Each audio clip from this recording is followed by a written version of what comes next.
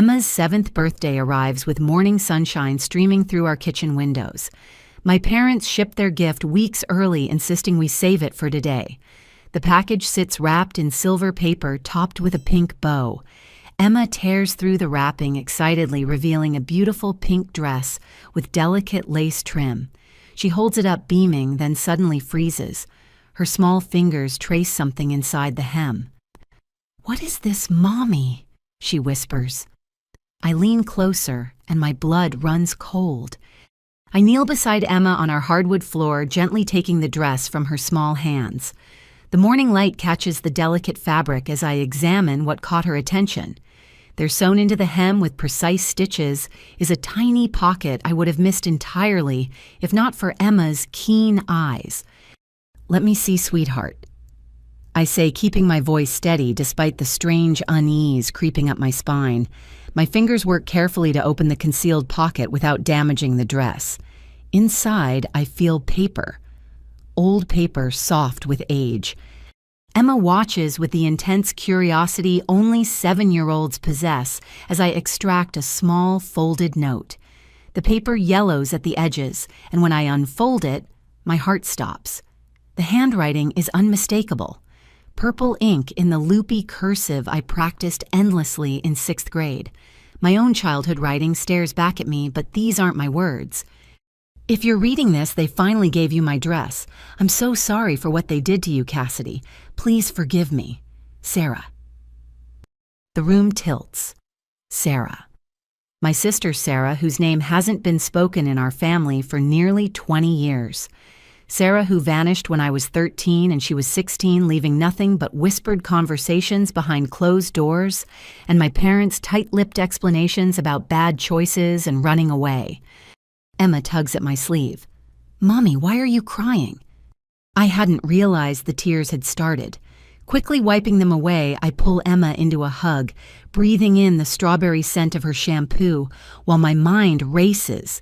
This dress, this beautiful pink dress my parents sent for Emma's birthday, belonged to Sarah. The last time I saw it, Sarah wore it to her 12th birthday party, spinning in our backyard while our father took pictures, and our mother laughed. "Mommy's just surprised." I managed setting the note carefully on the coffee table. "This dress is very special. It belonged to someone I knew a long time ago." "Who?"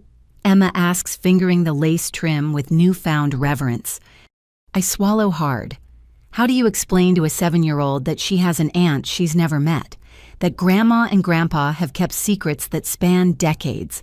That this innocent birthday gift has just shattered 20 years of careful silence? "Her name was Sarah," I say finally. She was my sister." Emma's eyes widen. "You have a sister, like how I always wanted a sister." The parallel stings. I've watched Emma play with her dolls, creating elaborate sister scenarios, begging us for a sibling we've been trying to give her. And all along, I had a sister. Have a sister? Is Sarah still out there somewhere? "Yes, baby, I had a sister, but she went away when I was young." Where did she go? The question every child would ask, and the one I never got a real answer to.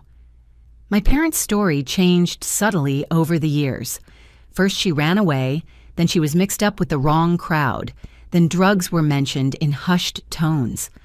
By the time I was 18, the official family line was that Sarah had chosen a life that didn't include us, and we were better off accepting it. But this note tells a different story. "They finally gave you my dress." Not "I'm giving you my dress." They, my parents. And what they did to you, Cassidy. What did they do to me? The apology, the request for forgiveness. None of it aligns with the narrative I've been fed for 2 decades. I realize Emma is still waiting for an answer. I don't know where she went, sweetheart. But maybe this dress is her way of saying hello. Emma considers this with the seriousness children bring to important matters. Can we find her? Can we say hello back? My throat tightens. Maybe we can try. Standing up, I help Emma carefully hang the dress in her closet. She insists on putting it right in the front where she can see it. As I watch her arrange it, just so my phone buzzes on the dresser, Mom's contact photo smiles up at me. The same warm smile that's hidden 20 years of lies. "Aren't you going to answer?" Emma asks. I decline the call. "Not right now. Hey, why don't you go show Daddy your other presents while I clean up the wrapping paper, May?" She skips off and I'm left alone with the ghost of my sister's words. I pick up the note again, studying every curve of the letters. This was hidden for 20 years. My parents kept this dress knowing this note was inside and chose now to give it to Emma. Why what changed? My phone rings again. This time it's my father. I decline that too, but a text immediately follows. "Hope Emma loves the dress. It's been in storage so long we thought it deserved to see the light again." Storage. Like it was just any old dress. Like it didn't belong to the daughter they erased from our family history. The casual cruelty of it makes my stomach turn. I take photos of the note, then carefully fold it back into the pocket where it waited all these years. Whatever my parents' game is, I'm not playing by their rules anymore. Sarah reached across 20 years of silence with these few words, and I'm going to reach back. But first, I need answers, and I know exactly where to start. I wait until Mark takes Emma to the park before I make the call. Our house feels too quiet, the afternoon sun casting long shadows across the living room, where that note changed everything. My parents have called 6 more times. I've ignored them all, using the time to steady my nerves and plan my approach. When I finally dial my mother's number, she answers on the first ring. "Cassidy, we've been trying to reach you all morning. Did Emma like her special present?" Special. The word grates against my nerves. "Yes, Mom, very special, especially the note." Silence stretches between us, heavy with unspoken history. I can picture her in their kitchen, probably baking something, always baking when she's nervous. The grandfather clock they got for their 25th anniversary ticks in the background. "What note, dear?" Her voice wavers just slightly. She knows. "The note in the dress pocket. Sarah's note." I let her name hang in the air like an accusation. More silence. Then I hear her set something down. A pan, maybe metal, against granite. "I don't know what you're talking about." "Don't lie to me." My voice comes out harder than intended. "Not about this. Not anymore. I have it right here. Sarah's handwriting, her apology, her dress." "Cassidy, you're being dramatic. If there was some old note in that dress, we had no idea.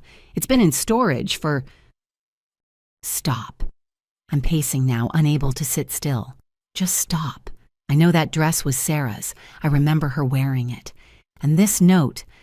"Mom, she says she's sorry for what you did to me." "What did you do?" I hear my father's voice in the background asking who she's talking to. She muffles the phone, whispers something back. When she returns, her tone has shifted from defensive to placating. "Sweetheart, you were so young when Sarah left. You don't understand the full situation." "Then explain it to me. I'm 32 years old, Mom. I have a daughter of my own. I deserve to know why my sister disappeared and why you've acted like she never existed." She made choices. What choices? She was 16. Exactly. The word bursts out of her, sharp and revealing. She was 16 and thought she knew everything. She wouldn't listen to reason, wouldn't accept help. We did what we thought was best for everyone, including you. I gripped the phone tighter. Best for everyone, you erased her. Do you know how that felt, to lose my sister overnight and then be told never to mention her again? We were protecting you. From what? Another pause. More whispered consultation with my father. Then she says something that makes my world tilt for the second time today. "Sarah said you'd understand when you were ready." The present tense hits me like a physical blow. Said. Not wrote, not thought. Said. When did Sarah say that? My voice is dangerously quiet. What I meant was, when did Sarah say that Mother... I can hear her breathing, quick and shallow. The silence stretches until it snaps. Last month. She said it last month, all right. Are you happy now? The phone nearly slips from my numb fingers. Last month. My sister, the one who supposedly ran away and never looked back, spoke to my mother last month. You've been in contact with her. It's not a question. Cassidy, how long? It's complicated. How long? She sighs, and in that exhale, I hear 20 years of deception crumbling. 5 years. She reached out 5 years ago. 5 years. Emma was 2. I was dealing with postpartum depression, desperate for family support, crying to my mother about how I wished I had a sister to talk to. And she knew. She knew where Sarah was all along. 5 years. I repeat, sinking onto the couch. You've been talking to my sister for 5 years and never told me. She didn't want... Don't you dare blame this on her. Anger floods through me, hot and clarifying. Don't you dare. That note asks for my forgiveness. She apologizes for what you did, not what she did, what you did.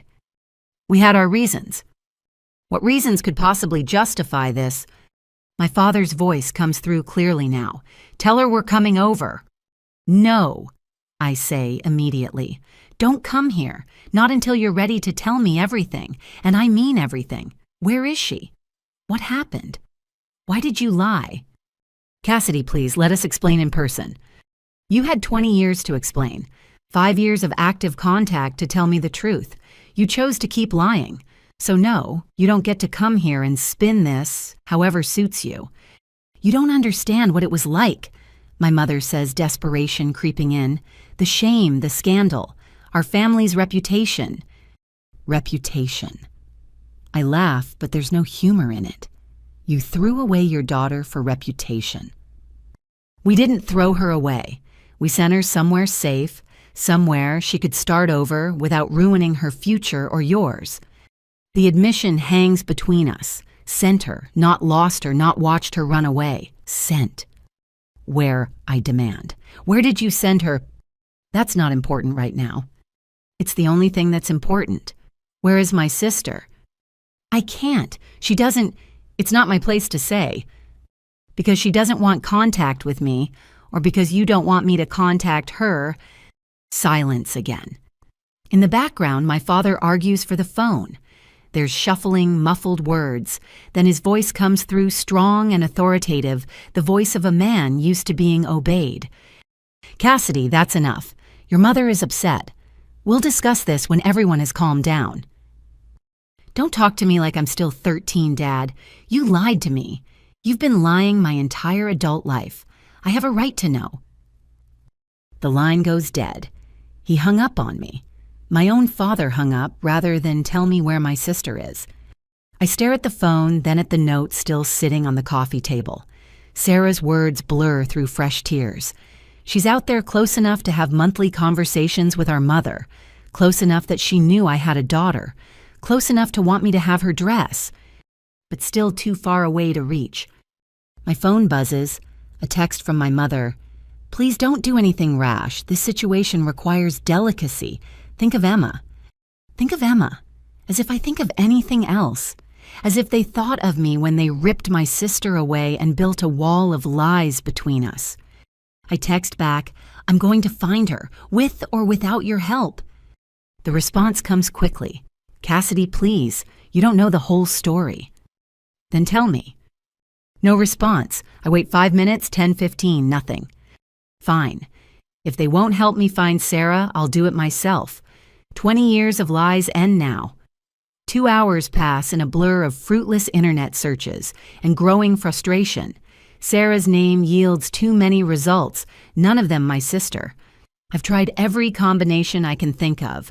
Her full name, maiden name, with various cities, even searches for women the right age who went to our high school. It's like she vanished completely, which I'm beginning to realize was probably intentional. Mark and Emma return from the park just as the doorbell rings. Through the peephole, I see my father standing on our porch, shoulders slumped in a way I've never seen before. He looks every one of his 65 years. I'll take Emma upstairs, Mark says quietly, reading my face. He's been my rock through everything, and once again he knows exactly what I need. I wait until I hear Emma's bedroom door close before opening the front door. Dad stands there in his weekend clothes, khakis and a polo shirt that hangs looser than it used to. When did he lose weight? When did his hair go completely gray at the temples? May I come in? He asks formally like a stranger. I step aside without a word. He enters slowly, taking in our family photos lining the hallway. Emma's school pictures our wedding photo vacation snapshots. He pauses at one from last Christmas, where Emma sits on his lap by the tree. The perfect grandfather. The lying father. In the living room, he chooses Mark's recliner, leaving me the couch. The space between us feels like miles. "Your mother doesn't know I'm here," he begins. "She thinks I'm at the hardware store." More lies, how fitting. He flinches but doesn't defend himself. "You deserve the truth, all of it. Though I'm not sure you'll thank me once you know. Try me." He leans forward, elbows on knees, staring at his clasped hands. "Sarah didn't run away. We sent her away." Even though I'd already pieced this together, hearing him confirm it winds me. "Why, she was pregnant." The words drop between us like stones in still water. Pregnant. My sister was pregnant at 16. By who? Though part of me already knows this answer too. Bradley Morrison. He says the name like it tastes bitter. Tom Morrison's son. Tom Morrison. Dad's business partner for over 30 years. They built their construction company together, made their fortunes together. Their families vacationed together every summer at the lake. Bradley was 3 years older than Sarah, headed to Princeton on a lacrosse scholarship. She told us on a Tuesday. Dad continues, his voice hollow. "Your mother found her crying in the bathroom with a positive test. 3 months along already. She'd been hiding it, terrified to tell us." I think of Sarah at 16, confident, beautiful, always laughing. The big sister who taught me to braid hair and paint my nails. 3 months of carrying that secret alone. "What did you do?" "What we thought was right." He looks up then, and his eyes are red-rimmed. "God help us, we thought we were protecting everyone. The Morrisons had already put down deposits at Princeton. A teenage pregnancy would have destroyed Bradley's future. And Sarah, in our community, in our church, she would have been branded forever. So you sent her away. Your mother's sister in Oregon, Margaret. She couldn't have children of her own, was happy to take Sarah in. We told everyone Sarah had won a scholarship to a boarding school for troubled teens. Said she'd gotten mixed up with drugs, needed help we couldn't provide. And I believed you. The betrayal cuts fresh. I was 13 and I believed every word. We made sure you would. We were so careful with the stories, so consistent.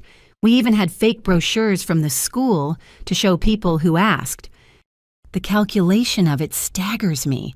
The props, the lies, the elaborate deception. What about the baby? Born in Oregon. A girl. Margaret was going to adopt her, raise her as her own. Papers were drawn up, everything legal and tidy. Sarah would finish high school, there could even go to college if she wanted. Start fresh where no one knew. But Sarah fought it. Every step.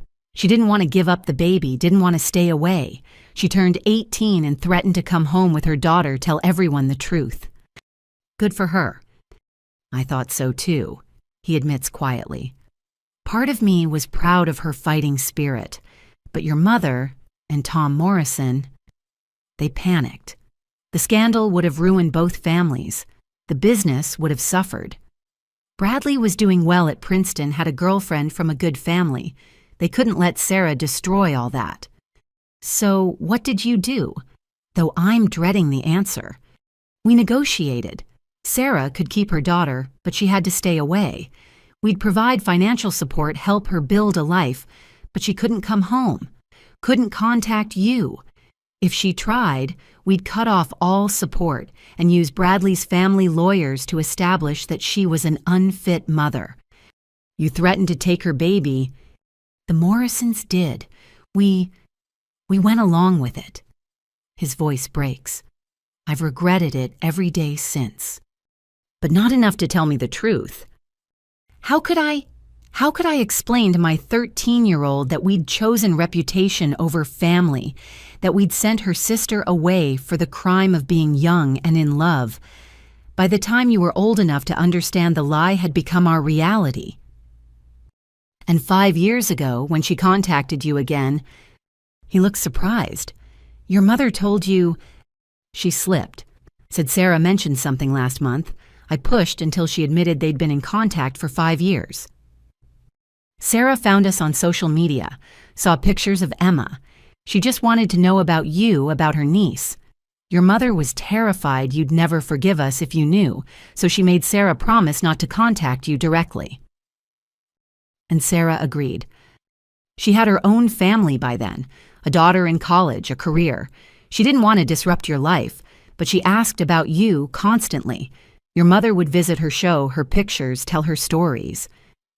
Visit her where? He hesitates, then seems to decide I've come too far to be denied this final piece. Springfield. She lives in Springfield, 2 hours away. Has been there for 10 years. 2 hours. My sister has been 2 hours away for a decade. Close enough for day trips. Close enough that we've probably been in the same stores, same restaurants without knowing. What's her last name now? Still Coleman. She never married. Raised Grace on her own. Grace. My niece's name is Grace.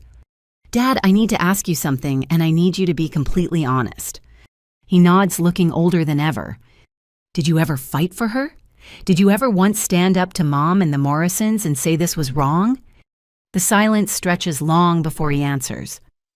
Once. When Grace was 3.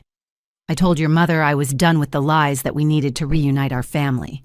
She said if I contacted Sarah, she'd leave me and make sure I never saw you or Emma again. So you chose. I chose the daughter I could keep over the one I'd already lost. I'm not proud of it. And now I'm 65 years old and I've lost them both. You can barely look at me and Sarah. Sarah is polite when your mother visits, but she'll never forgive me. How could she? He stands slowly, joints protesting. I should go.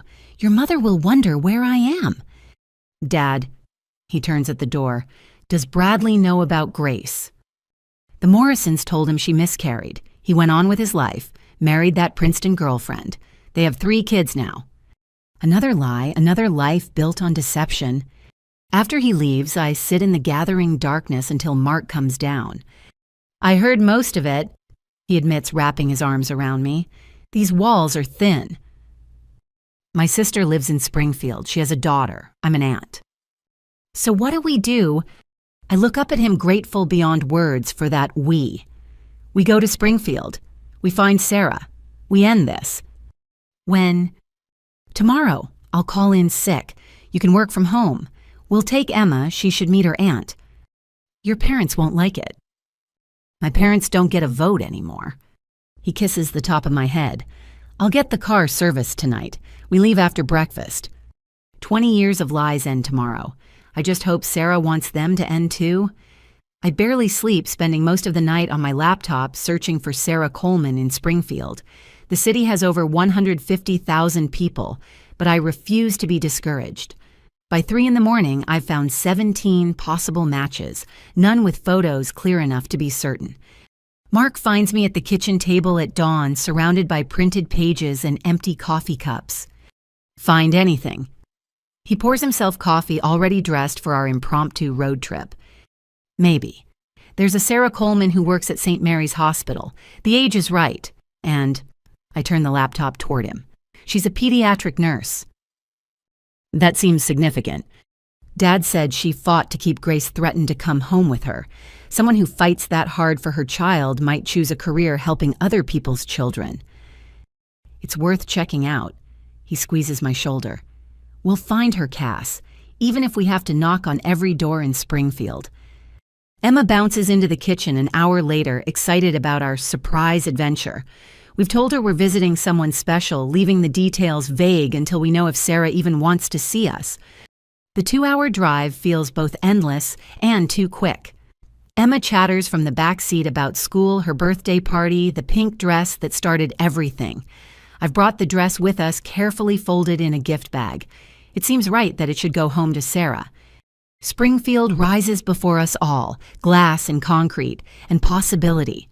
St. Mary's Hospital dominates the medical district, its parking garage, full even on a Saturday morning. Should we go in? Mark asks, pulling into a visitor space. I can't just walk into her workplace, if it's even her. I stare at the hospital entrance, paralyzed by the magnitude of this moment. Maybe we should... Look, Mommy, it's the lady from your picture. I spin toward Emma, who's pointing at a woman crossing the parking lot. My heart stops. Even 20 years older, even in purple scrubs with her hair pulled back, I know that walk, that tilt of her head, that way of fishing in her purse for keys while moving. Sarah, I breathe. Mark is already unbuckling his seatbelt. Go, we'll catch up.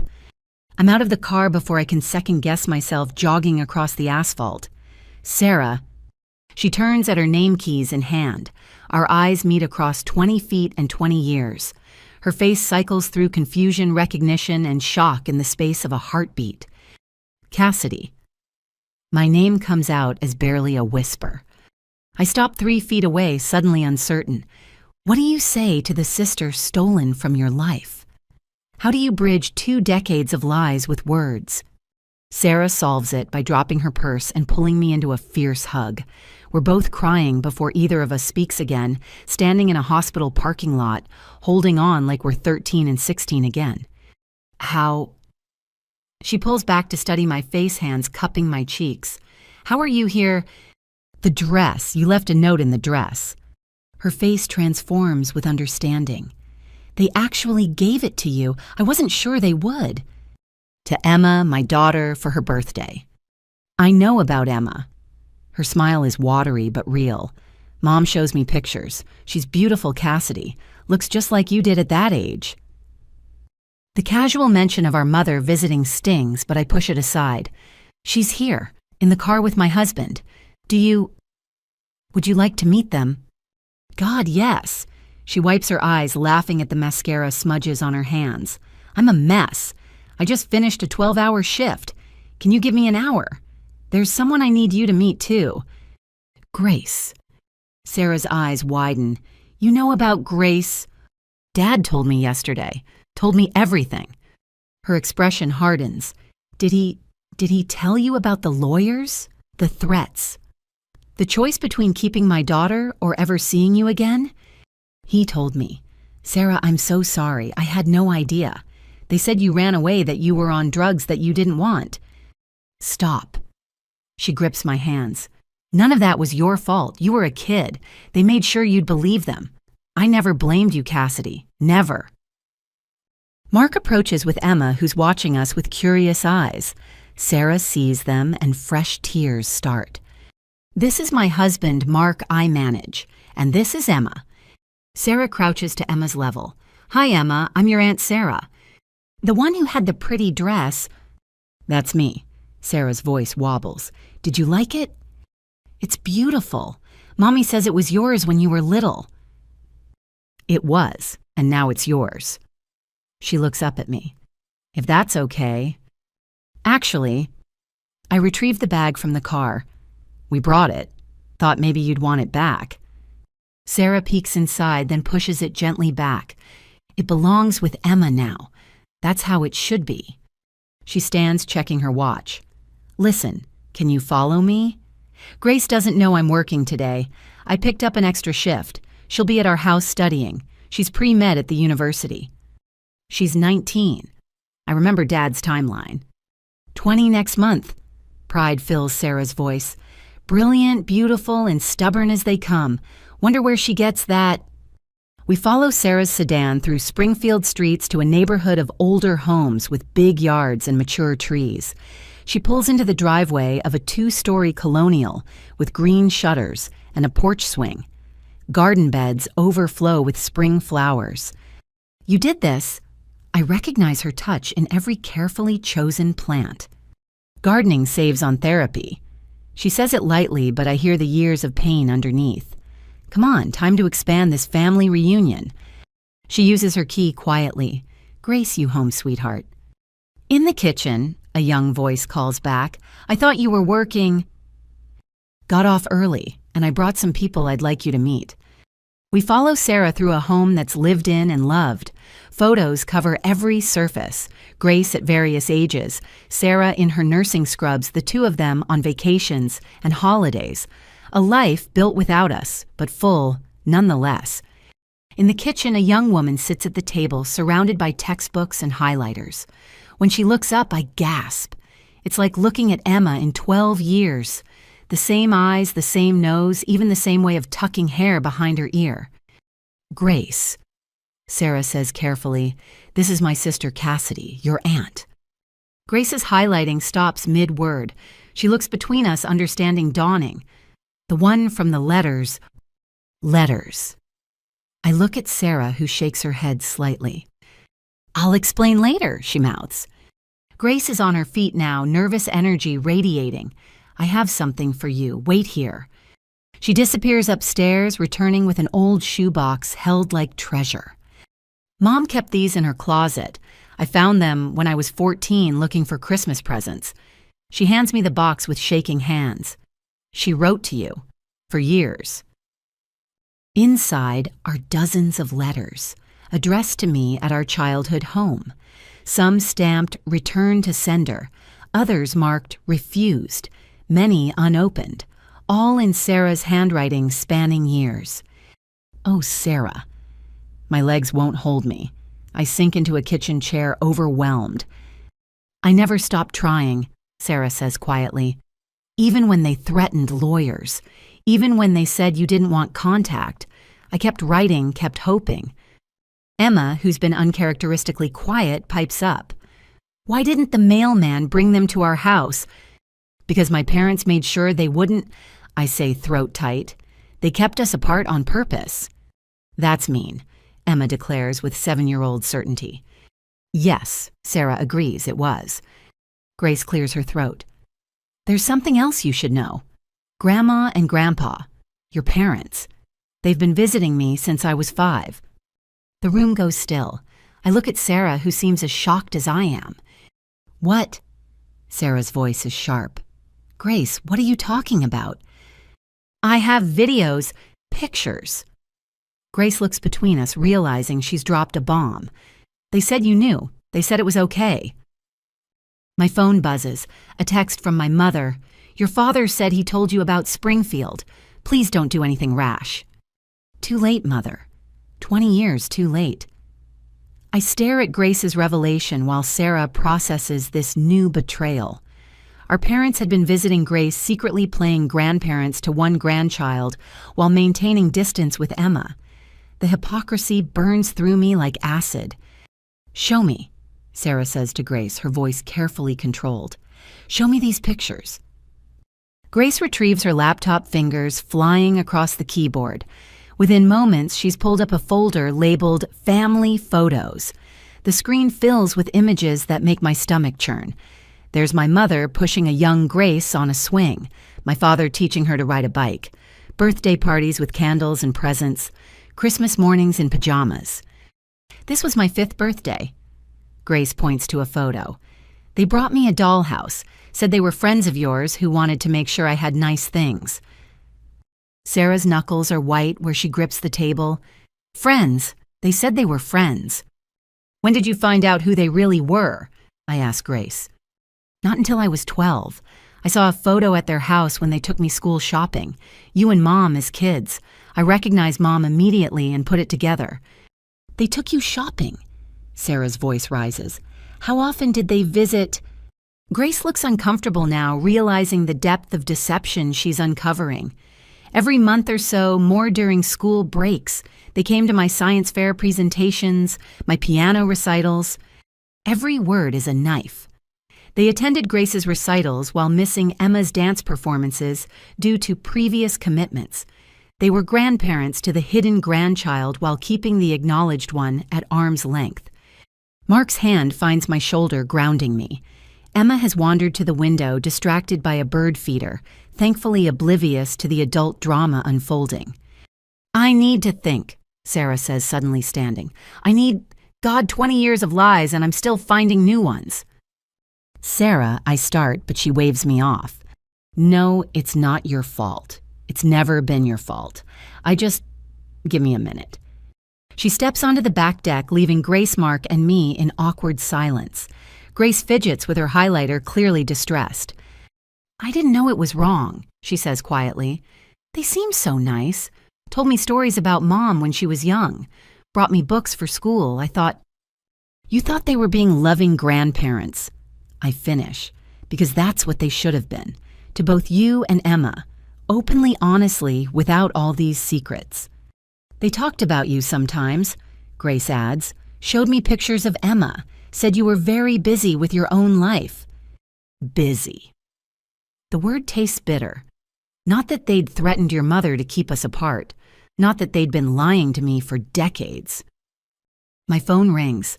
Mom again. This time I answer, putting it on speaker so Mark can hear. Cassidy, where are you? Her voice is strained. You know exactly where I am. You had no right to ambush Sarah like this. We had an arrangement. An arrangement? Is that what you call it? Tell me, Mom, when were you planning to mention that you've been playing grandmother to Grace while lying to my face? Silence. Then defensively, that's different. Grace needed us. Emma needed grandparents who didn't keep half their family secret. Lower your voice, you're being hysterical. I'm being hysterical. I laugh sharp and bitter. You've been living a double life for 20 years and I'm hysterical. We did what we thought was best. Stop saying that. Stop hiding behind good intentions when every choice you made was about protecting yourself. Sarah returns from the deck, eyes red but determined. She holds out her hand for my phone. Janet. She uses our mother's given name, not Mom. It's Sarah. We need to talk, in person, today. Sarah, darling, I don't think... Today, Janet, you and Robert, my house, 2 hours. And if you're not here, Cassidy and I will come to you. Your choice if you want your neighbors watching that conversation. She hangs up before Mom can respond and hands me back my phone. 20 years of letting them control the narrative, she says. No more. We're done playing by their rules. What about Tom Morrison, I ask. Bradley. Do they know about Grace? The Morrisons know she exists. Sarah confirms. They've been sending checks, guilt money to keep us quiet and distant. Bradley thinks I miscarried. Another convenient lie his parents told. Jesus, Mark mutters. It's the first time I've heard him curse. Grace closes her laptop, shoulders straight with decision. I want to meet them all. My father, his family, everyone. I have a right to know where I come from. Sarah cups her daughter's face gently. Are you sure it won't be easy? The Morrisons value their image above everything. Like my grandparents. Grace's smile is sharp. I'm pre-med at 20, Mom. I volunteer at the free clinic. I speak 3 languages. Let them try to be ashamed of me. Pride and pain wore in Sarah's expression. You've never been anything to be ashamed of. Not for 1 second. Can I meet Emma properly now? Grace asks, looking toward my daughter by the window. I've wanted a cousin my whole life. The next hour passes in a blur. Grace and Emma bond instantly, the 12-year age gap, meaningless in the face of shared DNA and curiosity. Grace shows Emma her room, her textbooks, her collection of pressed flowers that mirrors Emma's own nature collection. Watching them together, I see Sarah and myself echoed in their easy rapport. She's wonderful, I tell Sarah as we watch from the doorway. You did an amazing job. Alone, Sarah adds quietly. I did it alone because our parents made sure of it. I'm sorry. God, Sarah, I'm so sorry. Stop apologizing for their choices. She turns to face me fully. You were a victim too. They stole 20 years from both of us. What do we do now? Now we take back our story, our family, our truth. She glances at her watch. Starting in about 90 minutes when our parents walk through that door. They'll have excuses, justifications, they always do. Let them try. Sarah's smile is fierce. I've had 20 years to prepare for this conversation. A car door slams outside. We both freeze, but it's just a neighbor. The tension breaks into nervous laughter. Look at us, Sarah says, jumping at car doors like we're still scared teenagers. Aren't we part of us? I think of the 13-year-old who lost her sister, the 16-year-old who lost her family.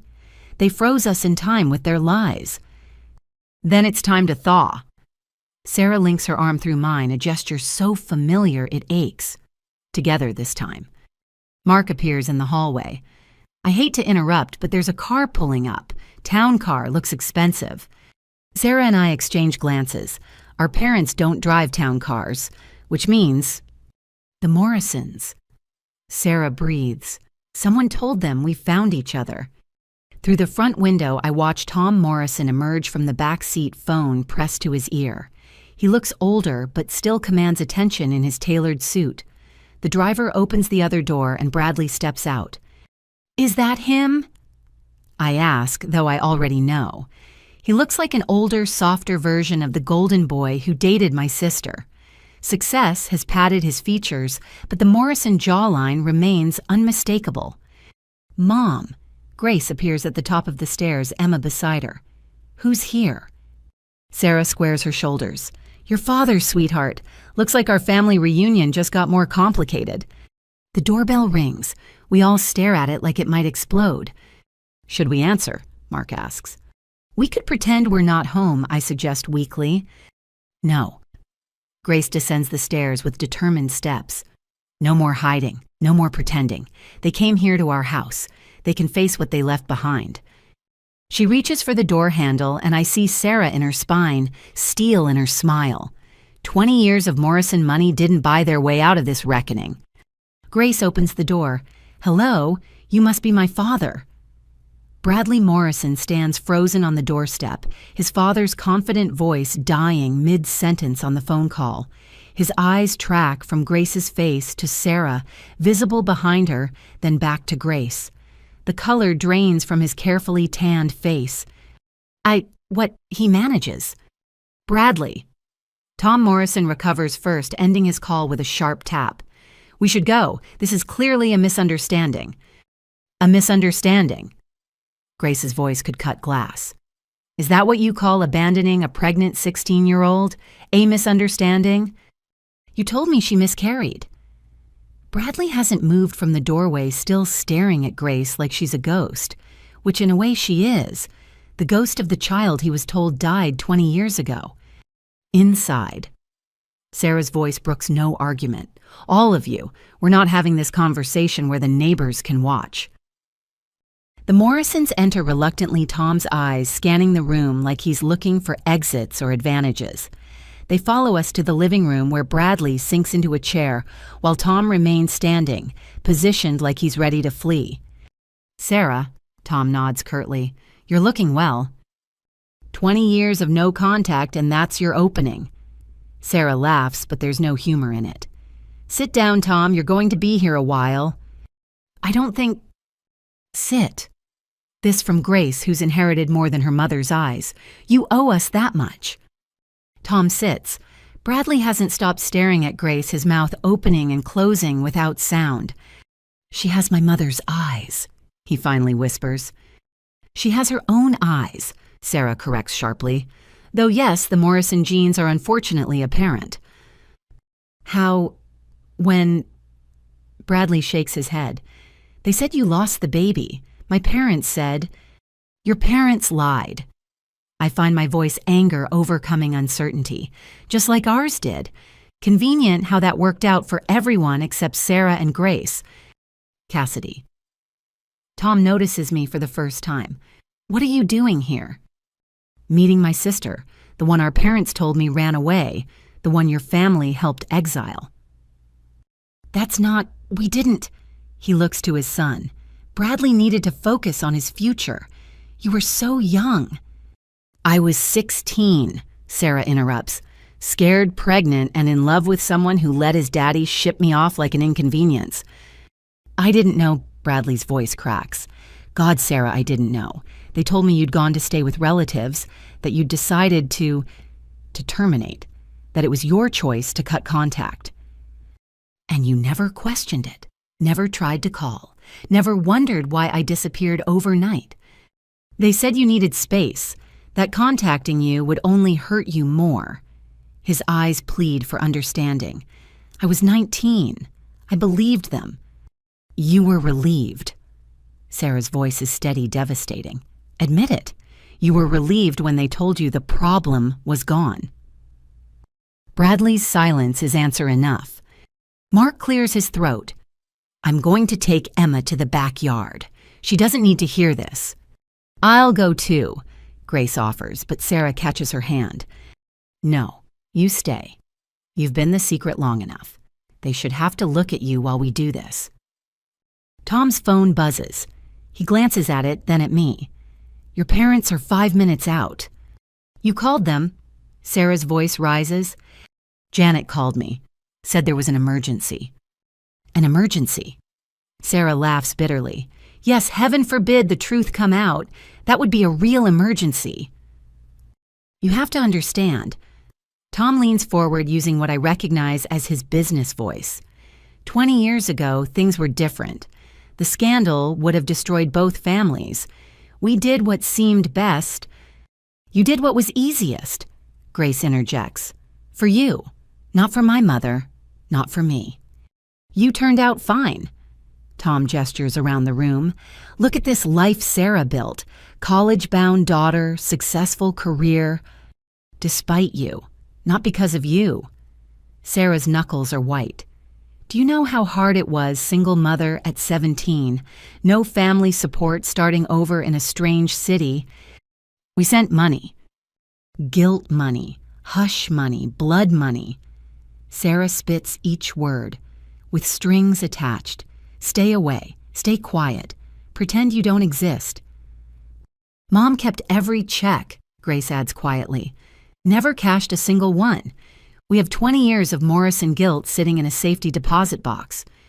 This clearly surprises both Morrison men. Tom recovers first. That was foolish. That money could have helped. We didn't want your help. Sarah stands pacing to the window. We wanted family. Grace deserved grandparents, a father, an aunt. Instead, she got shadows and secrets and lies. I want a paternity test, Bradley says suddenly. The room goes silent. Sarah turns slowly, dangerously. Excuse me. I'm not saying... 20 years, Sarah. I need to be sure. Grace stands pulling papers from a folder on the side table. I realize she came prepared for this confrontation. Filed when I turned 18. She says, handing Bradley the documents. Legal paternity established through court order. Congratulations, Dad, it's a girl. Bradley's hands shake as he reads. Tom tries to look over his shoulder, but Bradley angles away. You've known for 2 years, Bradley says. You could have contacted me. With what, hi, I'm the daughter you thought died. Want to grab coffee? Grace's composure cracks slightly. You never looked for us, never questioned the story. Why would I think you'd want me now? The front door opens before Bradley can answer. My parents enter without knocking their assumption of welcome, just another small betrayal in an ocean of them. Cassidy Marie Coleman. My mother's voice fills the foyer. You will not disrupt 20 years of careful... She stops dead, seeing the Morrisons. The blood drains from her face as she takes in the scene. Both families, both sisters, the granddaughter she's been secretly visiting, and the one she's kept at arm's length, all in one room. Hello, Mother, I say coldly. Father, so nice of you to join our family reunion. My father looks between Tom and Bradley, clearly trying to assess allies and damage. Tom, we should speak privately. No. Sarah's voice cuts through. No more private meetings, no more backdoor deals, no more managed narratives. We're done with that. Sarah, sweetheart. My mother tries her caring voice. You're upset. Let's all calm down. Don't. Sarah's fury is ice cold. Don't you dare sweetheart me. Not after what you've done. What we've done? My mother's indignation rises. We protected you, both of you. Do you think life would have been better with a teen pregnancy scandal? Do you think Cassidy would have had the same opportunities with a sister who was the town pariah? I would have had a sister. I shout, surprising everyone, including myself. That would have been better than anything. You don't understand what it was like, my father interjects. The judgment, the shame. Your shame, Sarah corrects. Your judgment. You cared more about what strangers thought than your own daughters. That's not fair. Fair. Sarah pulls out a thick envelope from a drawer. Let me tell you about fair. She dumps the contents on the coffee table. Letters spill out. Dozens of them, all addressed to me. Every birthday, every Christmas, every time I missed you so much I couldn't breathe. She spreads them out with shaking hands. Return to sender. Refused. Unopened. You threatened me with lawyers. Sarah's voice breaks. Said you'd prove I was unfit. Take Grace away. Destroy the life I'd built. We never would have, my mother starts. Janet, Tom Morrison's voice is warning. Careful. And suddenly I understand. The Morrisons weren't just protecting Bradley, they were protecting something bigger. What did you have on them? I asked Tom. What leverage did you use to make sure they'd keep Sarah away? Silence stretches until my father breaks. The business. Tom held the financing. One word from him and we'd have lost everything. So you traded Sarah for job security. The disgust in my voice makes him flinch. It wasn't like that. Then tell me what it was like. I'm standing now, 20 years of grief and rage erupting. Tell me how you justified lying to me every single day. Tell me how you looked at Emma and didn't see the cousin she should have known. Tell me how you visited Grace in secret while pretending Sarah was gone. That last part clearly shocks the Morrisons. Bradley looks at my parents with new disgust. You've been seeing Grace. She needed grandparents. My mother defends weakly. But Emma didn't need an aunt. Sarah's voice is deadly quiet. Grace didn't need her whole family. This is exactly why we kept you apart, Tom says dismissively. Look at this chaos, this drama. We prevented this for 20 years. You prevented healing for 20 years. Grace speaks up. You prevented love, connection, truth. You prevented my mother from having her family and my aunt from knowing we existed. And for what? I ask. Your reputation, your business. Was it worth it? Nobody answers. In the silence, I hear Emma's laughter from the backyard, Mark's steady voice responding. Life going on while we excavate 20 years of lies. I want to know everything, I say finally. Every lie, every threat, every choice. I want to hear you admit what you did to us. And then, my mother asks, then we decide if you get to be part of our lives going forward. I look at Sarah, who nods agreement. Our real lives. No more secrets. No more separate relationships. No more lies. That's not your decision alone, Tom protests. Actually, it is. Grace pulls out her phone. See, I recorded this whole conversation. Every admission, every justification, every horrible truth. So you can either work with us to fix this, or I can share how the Morrison and Coleman families conspired to destroy a teenage mother and keep sisters apart for 2 decades. You wouldn't, Tom says, but uncertainty creeps into his voice. Try me. Grace is pure steel. I've got nothing to lose. You made sure of that 20 years ago. The balance of power has shifted. For the first time in 20 years, Sarah and I hold the cards. The question is, what do we do with them? The standoff stretches until Bradley breaks it. He's been staring at the paternity papers, then at Grace, then back again. When he finally speaks, his voice is hoarse. Princeton, you're going to Princeton. MIT, actually, Grace corrects. Early admission, pre-med. MIT. He laughs short and sharp. Of course, Sarah was always smarter than me. Sarah corrects. I'm still here, Bradley, still smart, still angry, still the girl you claim to love. I did love you. The words fall into the room like stones. God help me, I did. But I was 19 and terrified, and when they said you'd lost the baby, part of me was relieved, Sarah finishes. I know, I've always known. Grace watches this exchange with clinical detachment like she's studying specimens under a microscope. Did you ever think about me? The baby you thought died? Every day. Bradley meets her eyes. Every day. When my wife had our first son, I couldn't stop thinking about the child I'd lost. When he turned 5, I wondered. 10. 15. I carried a ghost.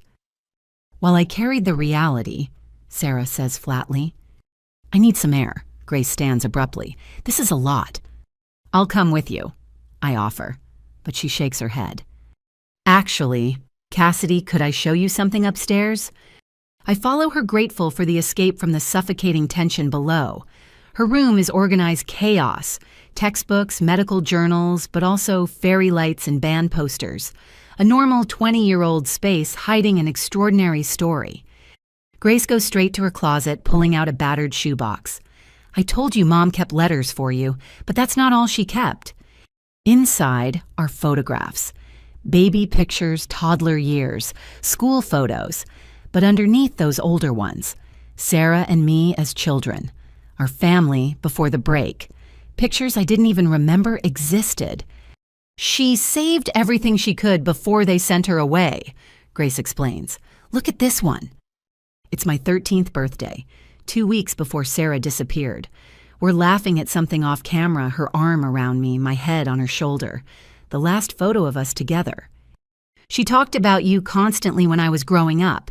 Aunt Cassidy, who loved butterflies, who was going to be a writer, who made the best blanket forts. Grace's voice catches. I knew you before I knew you were real. She remembered the butterflies. I touched the photo gently. I'd collected them obsessively that year, convinced I'd be an entomologist. Everything. She remembered everything. Grace pulls out more photos. And these are ones Grandma and Grandpa brought, of you and Emma. The betrayal hits fresh. They'd shared my life with Grace while denying me hers. Photos of Emma's first steps, first day of school dance recitals, my wedding, Mark, our life parceled out in secret glimpses. I'm sorry, Grace says quietly. I know how this looks, but I want you to understand. They were all I had of you. Mom wouldn't let me contact you directly, said it would only hurt you to know the truth. She was protecting you from them. Maybe. Or maybe she was just scared. Grace sits on her bed, suddenly looking younger. Do you know what it's like growing up as someone's secret? Knowing your own existence is a shame to half your family. No, I admit. But I know what it's like to have half your family erased. To be told your sister chose to leave and never look back. To blame yourself for not being enough to make her stay. She wanted to stay. She fought to stay. Grace returns to the box, pulling out a legal document. This is from when I was 3, custody papers. Your parents tried to take me. I read in growing horror. My parents, with Morrison backing, had filed for custody, claiming Sarah was an unfit mother. Too young, too unstable, too alone. The case was dropped when Sarah agreed to permanent distance. They used me as leverage, Grace says simply. Stay away from Cassidy or lose your daughter. What choice did she have? None. God, Grace, I'm so sorry. Stop apologizing for their actions. She sounds just like her mother. We have a choice now. We can let their poison keep spreading, or we can choose differently. What do you want to choose? She looks at the photos spread between us. I want to know my cousin. I want family dinners without secrets. I want to stop being hidden. Yes, the word comes out fierce. All of that, yes. A door slams downstairs. Raised voices filter up. Grace and I lock eyes. Should we? Probably, she sighs. Want to bet on who stormed out? Tom Morrison. He seems like a tactical retreat type. We head down to find I'm right. Tom's town car is pulling away, but Bradley remains. He's moved to the window, standing apart from the others who've formed distinct camps. My parents on one side, Sarah alone on the other. Tom felt his position was clear. Bradley says without turning, "The past is past. No good comes from relitigating old decisions." Easy for him to say, Sarah responds. He's not the one who lived with those decisions. What do you want from me, Sarah? Bradley turns, looking older than his 40 years. I can't undo the past. I can't give Grace her childhood back. I can't unmake the choices we all made. You could start by acknowledging they were wrong. Grace enters the room with quiet authority. That trading your comfort for our exile was wrong. Bradley flinches. My parents shift uncomfortably. The truth sits heavy between us all. It was wrong. The admission comes from an unexpected source, my mother. We were wrong. I see that now, seeing you girls together, seeing what we stole from you. Janet. My father protests, but she waves him off. No, Robert. Enough. Look at them. Look at what we broke. Tears run down her carefully made-up face. I told myself we were protecting everyone, but we were protecting ourselves, our reputation, our standing.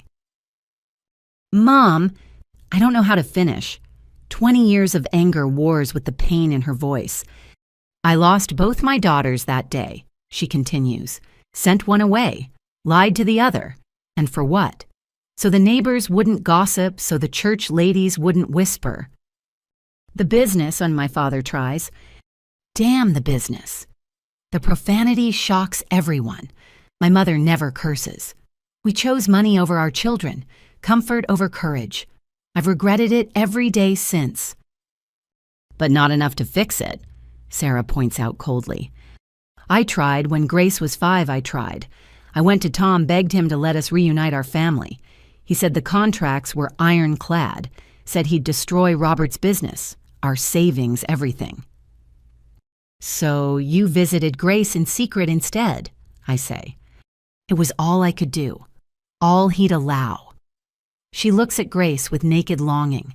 She was so beautiful, so smart, so much like both of you. I couldn't stay away. But you could keep lying to me. What would you have done? She asks desperately. If I'd told you when Emma was 2, when we were barely surviving financially, when Tom Morrison held our future hostage, what would you have done? I'd have chosen my sister. The answer comes without thought. I'd have chosen truth over comfort, family over money, love over fear. Easy to say now. No. Mark's voice from the doorway makes everyone turn. Emma bounces past him, oblivious to the tension. Not easy to say, easy to know. Cassidy would always choose family. It's who she is, who you raised her to be, ironically enough. Emma spots Grace and lights up. Are you coming outside? We found a really cool bug. The normalcy of it breaks something in the room. Grace looks to her mother, who nods. Sure, Emma. Show me your bug. She takes Emma's hand, then pauses. Uncle Mark, maybe you could come too. I think the adults need to finish talking. After they leave, the 5 of us stand in uncomfortable formation. Bradley breaks first. I want to know her. Grace, if she'll let me, if Sarah will let me. That's not my decision, Sarah says carefully. Grace is an adult. But Bradley, understand, you can't halfway this. No more secrets, no more hiding. If you're in her life, you're in it fully. What about my family? My wife doesn't even know Grace exists. Then you'll tell her. Sarah's voice brooks no argument. Tonight, tomorrow, soon. No more lies. He nods slowly. And us, you and me. There is no us. There hasn't been for 20 years. I'm not that 16-year-old girl anymore. I know. He looks around the room, taking in the life Sarah built. You did amazing, with everything, despite everything. Because of everything, Sarah corrects. Grace made me strong. Truth made me free, even if it took 20 years to get here. So what now? My father asks. Where do we go from here? Sarah and I exchange glances. 20 years of separation, but some communications need no words. Now I say we start over, as a family, a real one. No secrets, no separate relationships, no lies. It won't be easy, Sarah adds. 20 years of damage doesn't heal overnight. But we try. I reach for her hand, she takes it. We try because Emma and Grace deserve better, because we deserved better. Yes, my mother whispers. Yes to all of it. My father nods reluctantly. Bradley agrees. And for the first time in 20 years, our broken family takes its first step toward healing. Outside, Emma's laughter mingles with Grace's, the sound of cousins who should always have known each other, the sound of a future we're finally brave enough to build. 3 weeks pass before we attempt a full family dinner. 3 weeks of careful negotiations, painful conversations, and small steps forward. Bradley told his wife, who promptly filed for divorce. My parents started therapy. Sarah and I text daily, making up for 20 years in increments. Now we're all gathered around Sarah's dining table, an expanded family testing new boundaries. Mark carved the turkey-neutral territory we'd decided avoiding holiday traditions. Emma and Grace made place cards carefully, arranging us to minimize conflict. My parents sit at one end, the weight of their choices visible in every line of their faces. Bradley occupies the middle, still learning how to exist in this space he'd been absent from. "This is nice." My mother ventures, her voice tentative. She's different now, the Polish worn off, the certainty shaken. All of us together. "Should have happened years ago." Sarah says, not unkindly, but not letting the moment pass unmarked either. "Mom," Grace warns gently. "We're all trying, but some wounds are still raw." Emma, blissfully unaware of the undercurrents, chatters about school. "And then Mrs. Peterson said my butterfly report was the best in class, just like Mommy used to love butterflies." "You still love butterflies," Sarah says, smiling at me. "Remember your collection. You had over 200 specimens cataloged by the time She trails off. By the time she left. The words hang unspoken. "I still have them," I admit. "In the attic, couldn't throw them away." "Can I see them?" Emma bounces in her seat. "Please."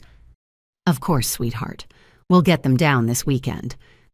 "I'll help," Grace offers. "I'm good with preservation, useful skill for pre-med." The conversation flows easier after that. Grace talks about her courses. Mark shares a funny story from work. Even Bradley contributes awkwardly but genuinely trying. We're all performing this dance of normal family dinner, pretending the last 20 years didn't happen. Then Emma innocently lights a fuse we didn't see coming. "Grandma, is Grace the girl you were with at the park last month?" She turns to my mother with bright curiosity. "You said she was your special friend." Every fork stops moving. Sarah's knuckles whiten around her knife. "What park, Emma?" I keep my voice level. "The one with the duck pond. Grandma was pushing a girl on the swings, but when I called out, she said she had to go." My mother's face drains of color. Grace looks stricken. "That was me," Grace confirms quietly. "She took me to Riverside Park, said you were shopping nearby but couldn't stop." "Last month." Sarah's voice is deadly calm. "While you were supposedly at your book club, Janet—" "I can explain." "No." Sarah stands abruptly. "No more explanations, no more excuses. You saw my daughter in secret last month, while sitting at my table, while pretending to rebuild trust." "It was already planned." My mother rushes to explain. "Grace and I have been meeting monthly for years. I didn't know how to tell her it had to stop." "Had to stop?"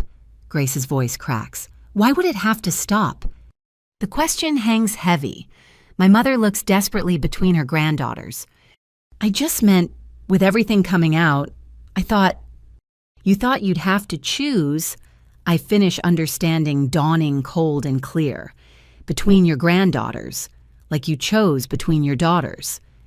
"That's not—" "Grandma takes me places too," Emma pipes up, still not understanding the tension. "But not every month, just sometimes. When you're busy, Mommy." The inequality of it burns. Secret monthly meetings with Grace, occasional babysitting for Emma. Even in their affection, they maintained the divide. "Get out." Sarah's voice is quiet, final. "Sarah, please." "Get out." She looks at my parents with 20 years of fury. "I invited you into my home, fed you at my table, tried to forgive, and you're still lying, still keeping secrets, still treating Grace like something shameful." My father stands, pulling my mother up. "We should go." "Yes," Sarah agrees. "You should." "What about us?" Emma asks, confused, as our grandparents gather their things. "Are we leaving to—" "No, baby," I assure her. "We're staying." Bradley shifts uncomfortably. "Should I also—" "You stay," Grace says firmly. "You've been honest, at least. Awkward and 20 years late, but honest." My parents leave in silence. The door closes with the weight of finality. Emma looks around the table, sensing the shift. Why did Grandma and Grandpa leave? Because they're still learning how to tell the truth, Sarah says gently. And we can't be around them until they do. Is that why you were gone, because of not telling truth? Sarah and I exchange glances over our daughters' heads. Yes, Sarah says simply. That's exactly why. Dinner continues quieter, smaller, but somehow warmer. Bradley asks Grace about her med school plans. She explains her research interests, warming to the topic. He listens with genuine attention, asking informed questions. You know about molecular biology? Grace seems surprised. I went to Princeton, remember? He smiles wryly. Before I became another corporate suit, I actually loved science. Still read journals sometimes. Mom never mentioned that. Your mom knew me as a 19-year-old boy, not exactly my most impressive era. It's the first time he's spoken about their past without defensiveness. Sarah notices, too, her posture softening slightly. After dinner, while the girls clear plates, Bradley corners Sarah in the kitchen. I'm sorry for all of it, for being weak, for letting them handle it, for not fighting for you. We were kids, Sarah says quietly, scared kids with parents who cared more about appearances than our hearts.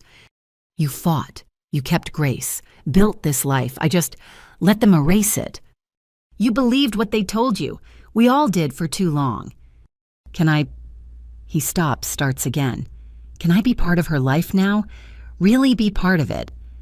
That's up to Grace, but Bradley, she doesn't need another person who'll disappear when it's inconvenient. I won't, I swear I won't. From the dining room, we hear Emma teaching Grace a clapping game. The sound of sisterhood 20 years delayed, but not denied. Mom? Grace appears in the doorway. Emma wants to know if we can have a sleepover, all of us, like a cousin party. That's up to Aunt Cassidy. Sarah says the title's still new on her tongue. Please, Mommy. Emma bounces in behind Grace. We could watch movies and paint nails and tell stories. I look at Sarah, who nods. Of course. Our first official cousin sleepover. Can Dad stay too? Grace asks hesitantly. Just for the movie part. Bradley looks stunned. It's the first time she's called him Dad without irony or anger.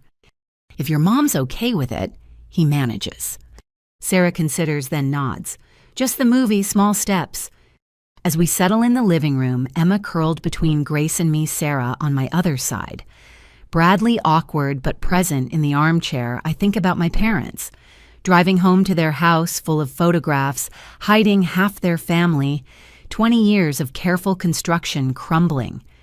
They'll either learn to live in truth or lose us all. Their choice, finally. What movie should we watch? Grace asks. Something happy, Emma declares. With sisters. Frozen, Grace suggests. Perfect, Sarah and I say in unison, then laugh at the synchronization. As the movie starts, Emma snuggles deeper between us. This is the best day, she murmurs. I always wanted more family. Me too, baby, I whisper. Me too. Grace reaches over, taking my hand. Sarah's arm wraps around my shoulders. Bradley watches from his chair, witness to what his absence helped break and what our children are helping heal. It's not perfect. 20 years of lies don't disappear with one dinner, one movie night, one moment of connection. But it's a start. It's truth. It's family, finally. Honestly, completely. And that's enough for tonight. The movie ends with Emma fast asleep across Grace's lap. We've spent 2 hours in this bubble of normalcy pretending the cracks don't show. Bradley makes movements to leave, but Grace stops him with a look. Wait, before you go, she carefully shifts Emma to the couch cushions, tucking a blanket around her small form. There's something you should see. All of you. She retrieves her laptop from the kitchen fingers, moving with purpose across the keys. Sarah tenses beside me, clearly unaware of what's coming. When I was organizing my backup drives for college, I found old videos from when I was little. Mom had a digital camera before they were common, always ahead of the curve. Grace's voice is carefully neutral, but her hands shake slightly. I converted everything to preserve them, including this. The screen fills with a child's birthday party, streamers, balloons, a Tinkerbell cake, and there unmistakably is 5-year-old Grace, blowing out candles while my parents sing. My father lifts her onto his shoulders as she squeals with delight. My mother wipes frosting from her nose with practiced grandmotherly care. The timestamp in the corner reads March 15th, 2011. I do the math, my stomach dropping. That's 6 months after they told me you'd overdosed, that you were probably dead. Sarah makes a sound like she's been punched. On screen, little Grace opens presents while my parents beam with pride. A dollhouse, books, a dress that looks handmade, my mother's careful stitching evident in every detail. They were wonderful grandparents, Grace says quietly, attentive, loving, present, everything grandparents should be. How long? Sarah's voice is raw. How long were they in your life? They started visiting when I was 3. Aunt Margaret told me they were old friends who wanted to help. I believed it until I was 12. 9 years. Sarah stands abruptly pacing to the window. 9 years of birthdays and Christmases and random Tuesdays. While telling Cassidy I was dead, Bradley hasn't moved, staring at the screen where my father is teaching Grace to ride the bike they'd bought her. The same pink bike Emma learned on years later. I recognize it now with sickening clarity. They'd saved it, passed it down from one granddaughter to the other, without ever explaining its history. There's more, Grace warns, clicking to another file. This video is grainier, older. A Christmas morning. Grace maybe 7 tears through wrapping paper while my parents watch indulgently. But what makes my blood freeze is the background. Their house, their living room, the tree in the same corner where Emma would later open her presents. They brought you to their home. The betrayal cuts deeper than I thought possible. Every Christmas morning until I was 10, early before you'd arrive, I thought it was because their real family had complicated schedules. We were the complication, I whisper. On screen, young Grace holds up a photo album, exclaiming with delight. The camera zooms in and I see it's filled with pictures of Grace of Sarah as a baby of our family before the break. Photos I'd been told were lost in a basement flood. She gave me our history, Sarah says wonderingly, pieces I thought were gone forever. While telling me that history never existed, the words taste like ash. Should I stop? Grace asks, but we're all trapped now needing to see the full scope of deception. The next video is Grace's middle school graduation. My parents in the audience, my mother dabbing at tears as Grace gives the valedictorian speech. The same auditorium where Emma would later perform in school plays with the same grandparents in different seats, maintaining their careful compartmentalization. This is from 2 years ago. Grace clicks to the final video, my high school graduation. The video opens on my parents' car. They're talking, unaware Grace is filming from the back seat. We should tell Cassidy, my father says. Grace is graduating, heading to MIT. She has a right to know. We've discussed this. My mother's voice is sharp. Tom Morrison was very clear. The moment we reunite them is the moment he destroys everything. Maybe it's time to let him. I'm tired, Janet, tired of the lies, of the separate Christmases, of pretending half our family doesn't exist. And what about Emma? Do we destroy her life too?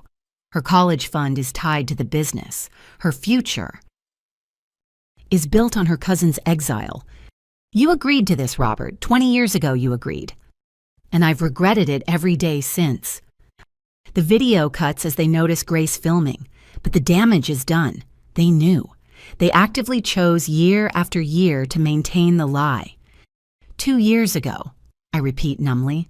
They could have told me 2 years ago, before Emma got more attached, before I spent 2 decades believing I'd failed my sister, Sarah finishes.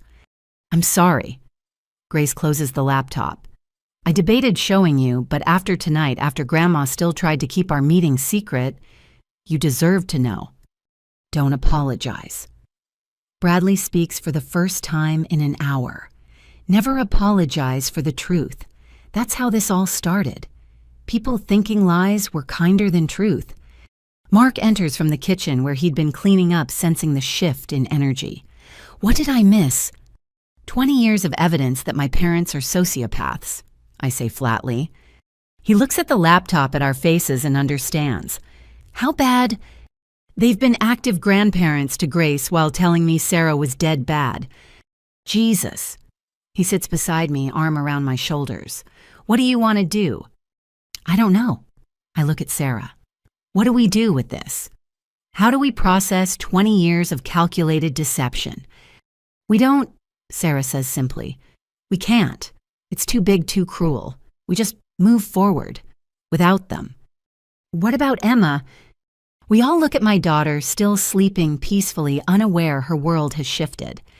We tell her the truth, Sarah says, age appropriately, but truth. No more lies, not even kind ones. She'll be heartbroken. She loves them. They should have thought of that. Sarah's voice is steel. Before they chose to build her love on a foundation of lies. Bradley clears his throat. I should go. This is family business. You are family, Grace says firmly. Uncomfortable, complicated family, but family. Stay. He sits back down looking lost but grateful. Can I ask something? Mark addresses Sarah. How did you do it 20 years of this? How did you not break? Sarah considers. I did break. Multiple times. But Grace needed me whole. So I glued the pieces back together, crooked and wrong sometimes, but functional. And I had Margaret. She wasn't perfect, but she was honest. She never pretended the situation was anything other than what it was, a tragedy of ego and cowardice. Is she still, I ask? She died 3 years ago. Cancer. Sarah's smile is sad. She left me her house, said every exile deserves a kingdom eventually. We sit in silence processing. On the laptop screen, the frozen frame shows my parents at Grace's graduation. They look happy, proud, everything they should have been openly. I vote we move forward, Grace says suddenly. No more looking back, no more videos, no more evidence. We know what they did. Now we decide what we do. What do you want? Sarah asks her daughter. I want my family, my whole family. Cousins and aunts and uncles and maybe even a dad who's learning to show up. She looks at Bradley, who nods shakily. I want Sunday dinners and shared holidays and no more scheduling around lies. I want that too, Emma says sleepily from the couch, startling us all. How long has she been awake? Hey, sweetheart. I move to her. How much did you hear? Grandma and Grandpa told lies, big ones, and Aunt Sarah was sad. And Grace is my cousin for real now. Are you okay? Emma considers with 7-year-old wisdom. Will Grandma and Grandpa stop lying? I don't know, baby. Then I don't want to see them until they do. Lying is wrong. You taught me that. Out of the mouths of babes. I think Emma has our answer, Sarah says. We build forward, with truth, without anyone who can't commit to that. Agreed, Mark and I say together. Agreed, Bradley adds quietly. Then it's decided, Grace pulls Emma into a hug. We're a family, a real one, finally. Finally, Sarah echoes, reaching for my hand. 20 years late, but not too late. Not for our daughters, not for us. Not for the truth that sets us all free. 2 weeks after the birthday video revelation, I'm helping Sarah sort through boxes in her basement. We've established a Saturday tradition, coffee conversation, and slowly piecing together 20 years of scattered history. Emma and Grace are upstairs baking cookies, their laughter drifting down like music. I kept everything, Sarah admits, pulling out another filing box. Every document, every letter, every scrap of paper that proved Grace existed, that I existed, just in case. In case of what? In case they tried to take her, in case I needed evidence, in case someday, she gestures between us, in case this. We work in companionable silence, sorting papers into piles, medical records, school documents, legal papers, so many legal papers. What's this? I hold up an official-looking document with multiple signatures and seals. Sarah glances over and freezes. I forgot about that. God, I actually blocked it out. She takes the papers with trembling hands. Adoption records, from when Grace was born. But you kept her. You fought to keep her. Not at first. She sinks onto a storage container. When she was born, I was 17, terrified, and completely alone except for Aunt Margaret. Our parents and the Morrisons presented a united front. Sign the papers. Give her up. Let Margaret adopt her officially. Everyone wins. But you didn't. I did. The admission hangs heavy. For 3 months I did. Margaret was Grace's legal mother while I was just the teenage niece who helped out. I study the documents more carefully. There in faded ink. Legal adoption papers. Margaret Coleman as adoptive mother. Sarah Coleman relinquishing all parental rights. And at the bottom, witness signatures that make my blood run cold. Janet Coleman, Robert Coleman, Thomas Morrison. Our parents witnessed this. They arranged it, flew to Oregon for the signing, made sure everything was ironclad. Sarah's laugh is bitter. You know what changed my mind? Grace smiled at me. Real smile, not gas.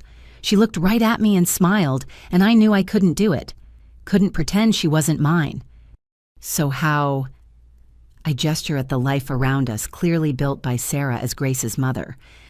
I threatened to expose everything. Told them I'd go to their church, their country club, their business partners. Teen mom or not, I was still their daughter. The scandal would touch them too. And they caved. Not exactly. She pulls out another set of papers. We negotiated. I could have Grace back, but conditions applied. The new documents are even more shocking. A custody agreement returning Grace to Sarah, but with stipulations that read like a prison sentence. No contact with family, no return to our hometown, no public acknowledgement of Grace's parentage, and at the bottom, a financial settlement that makes my stomach turn. They paid you off. They paid me to disappear, officially. Sarah traces the numbers. $50,000 in monthly support contingent on compliance with all terms.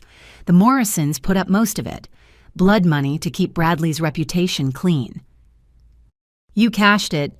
I can't reconcile this with Grace saying Sarah kept every check. The initial payment, yes. I needed it for lawyers. She pulls out yet another file. To fight this. This document is different.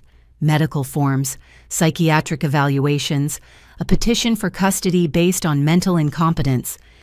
They tried to have you declared unfit. My voice rises with outrage. When I was 21, Grace was 3. I'd established myself in Springfield, was working, taking night classes. I made the mistake of sending you a birthday card. I never got it. I know, but they did, and it violated our agreement. So they activated their nuclear option, prove I was mentally unstable, take Grace and force the original adoption. But Margaret was on your side. Margaret was dying. Sarah's voice goes flat. Lung cancer diagnosed right after the custody threat. She had maybe 6 months. If they'd succeeded in taking Grace, she'd have gone to them. The full horror hits. Our parents would have raised your daughter. While continuing to tell you I was gone, can you imagine raising Grace in the same house where they erased me? My hands shake as I read through the psychiatric evaluation. This says you had postpartum psychosis, delusions, violent tendencies. All fabricated. Dr. Martin Reeves' golf buddy of our father's. He never even met me. Just signed whatever they put in front of him. This is fraud, criminal fraud. Which is why they backed off when I hired a real lawyer. Once I had someone willing to dig into the documentation, suddenly everyone got very quiet. Something occurs to me. Who was your lawyer? Sarah smiles for the first time since we opened the boxes. Nathan Morrison. Bradley's cousin, the one who became a civil rights attorney. Tom Morrison's nephew, the family black sheep. He saw what they were doing and couldn't stomach it. Took my case pro bono. Is he the one who told Bradley the truth? No. Her smile fades. Nathan kept my secrets. But he did suggest Bradley deserved to know Grace existed. I wasn't ready then. Maybe I should have been. I returned to the documents trying to piece together the timeline. So they backed off the custody suit, but the financial support continued. Every month, direct deposit. I never touched it after the lawyer fees. It's all sitting in an account gathering interest. Grace's blood money college fund. How much? As of last month, about $400,000. Jesus. 20 years of guilt adds up. She starts repacking the boxes. I've thought about donating it, but part of me wants Grace to have it. Let Morrison money pay for her medical degree. Seems fitting. Wait! I spot another document in the pile. What's this? Sarah looks and goes very still. That's new. The document is recent, dated just 3 years ago. It's a codicil to a will. Tom Morrison's will. How did you get this? Nathan sent it, said I should know. She reads over my shoulder. Tom updated his will when Grace turned 18. She's in it. He left her money. Not just money, a percentage of Morrison construction, equal to what Bradley's children will inherit. We stare at each other processing this. He acknowledged her, I whisper, legally, officially. But secretly, still secretly. Sarah's voice is bitter. She's listed as Grace Coleman, biological daughter of Bradley Morrison. No mention of me, like I was just an incubator. Does Bradley know? I don't think so. Nathan said Tom kept this codicil private, separate from the main will. Grace needs to see this. No. Sarah's response is immediate. Not yet. Maybe not ever. She's building a relationship with Bradley based on who he is now, not his father's money. I won't complicate that. But she has a right to know. She has a right to a father who shows up because he wants to, not because he's protecting an inheritance. Sarah's fierce protectiveness blazes. If Bradley's going to be in her life, it's as her dad, not as Tom Morrison's son. Before I can respond, footsteps thunder down the basement stairs. Emma appears, flower in her hair and excitement in her eyes. Mommy Aunt Sarah. We made cookies, and Grace taught me chemistry. Chemistry, Sarah asks smoothly, sliding the documents out of sight. She explained how baking soda makes things rise and why you need exactly the right temperature and how molecules work. Emma's enthusiasm is infectious. Did you know cooking is basically science? Grace is going to be an amazing doctor, I say, meaning it. She said maybe I could be one too, or a scientist who studies butterflies, or both.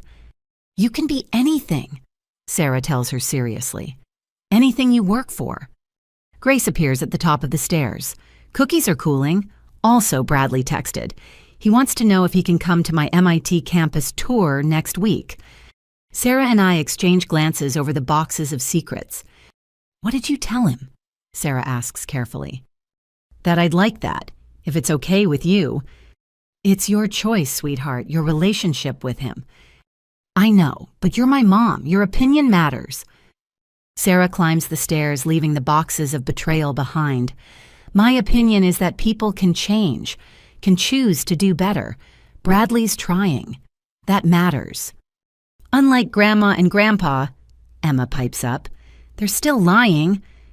How do you know that? I ask. They called yesterday while you were at work. Daddy told them you'd call back, but I heard him say they needed to earn trust first. She pauses. What's earn trust mean? It means showing through actions, not just words, that you can be believed, Grace explains. Like how Bradley's been coming to family dinners and texting me about school. He's earning trust. Oh, Emma considers this. So Grandma and Grandpa need to do actions. Big actions, I confirm, truth actions. That sounds hard. Looking at the boxes in Sarah's basement, thinking of the 20 years of documents proving calculated cruelty, I have to agree. It does sound hard, maybe impossible.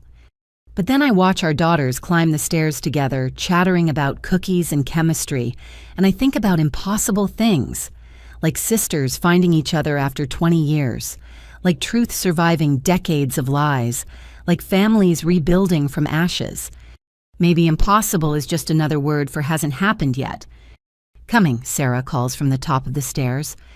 I close the last box, leaving the past in the basement where it belongs, right behind you. The confrontation happens at their house, neutral territory we'd foolishly thought. My parents had finally agreed to meet after 3 weeks of silence, 3 weeks of declined calls and unanswered messages.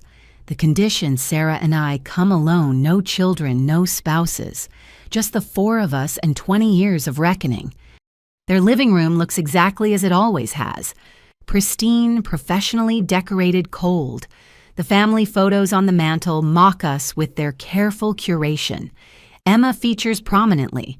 Sarah and I exist only in pictures from before, frozen at 13 and 16 forever, the daughters they preferred to the ones we became. "You look well," my mother begins, as if this is a social call. "Don't," Sarah's voice cuts through pretense. "We're not here for pleasantries." My father sits in his usual chair, the one that used to seem like a throne when we were children. Now he just looks diminished, a king of a crumbling kingdom. "Then why are you here?" he asks, still clinging to authority he no longer has. "To give you a chance," I say. "One chance to be part of our lives, our real lives, going forward. No more secrets, no more separate relationships, full truth with everyone. Including Emma and Grace," Sarah adds. "They know each other now. They're family.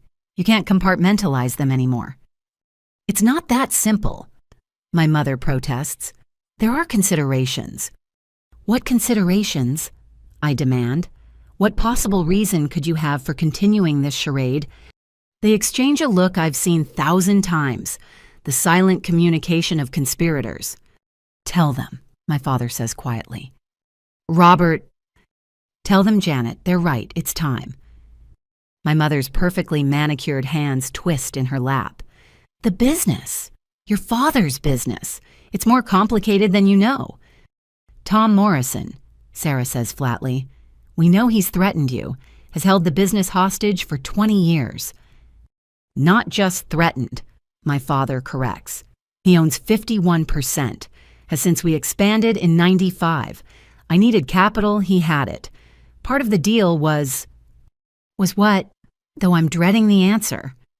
Was that Sarah's pregnancy never became public knowledge, that Bradley's reputation remained spotless, that nothing interfered with the Morrison family image.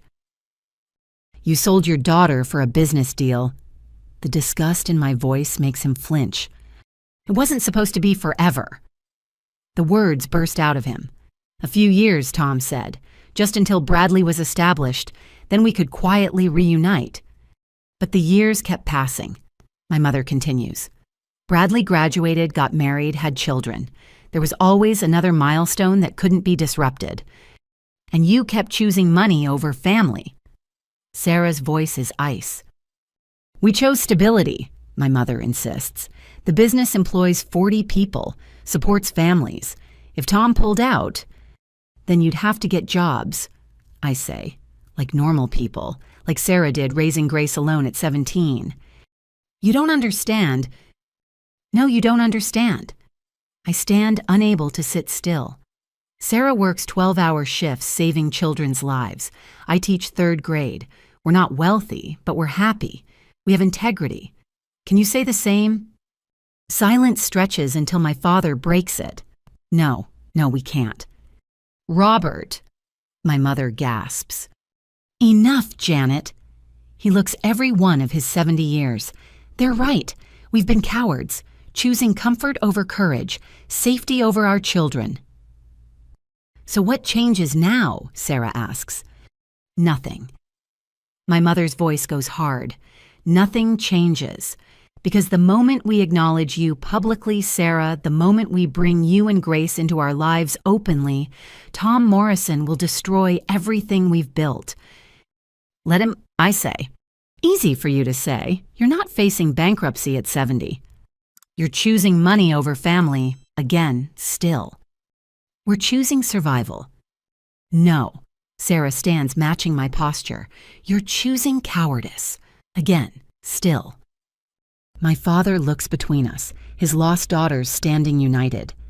What if I talked to Tom, tried to negotiate? With what? My mother's laugh is bitter.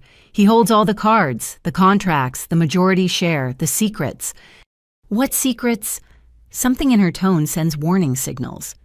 Another loaded look between them.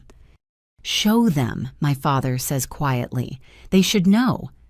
My mother retrieves a folder from the antique secretary desk. Inside are photos that make my stomach drop. Grace at various ages with my parents. But that's not the damning part. In several, Tom Morrison is also present. Bradley, too, in some. At Grace's science fair, her middle school graduation, her 16th birthday dinner. He knew Sarah breathes. Tom knew you were seeing Grace. He arranged it, my mother admits. Said it was better to control the situation, manage the exposure, keep Grace happy and quiet. And you went along with it. What choice did we have? He threatened to tell you we'd been lying, to destroy our relationship with both of you. You destroyed that all on your own, I point out.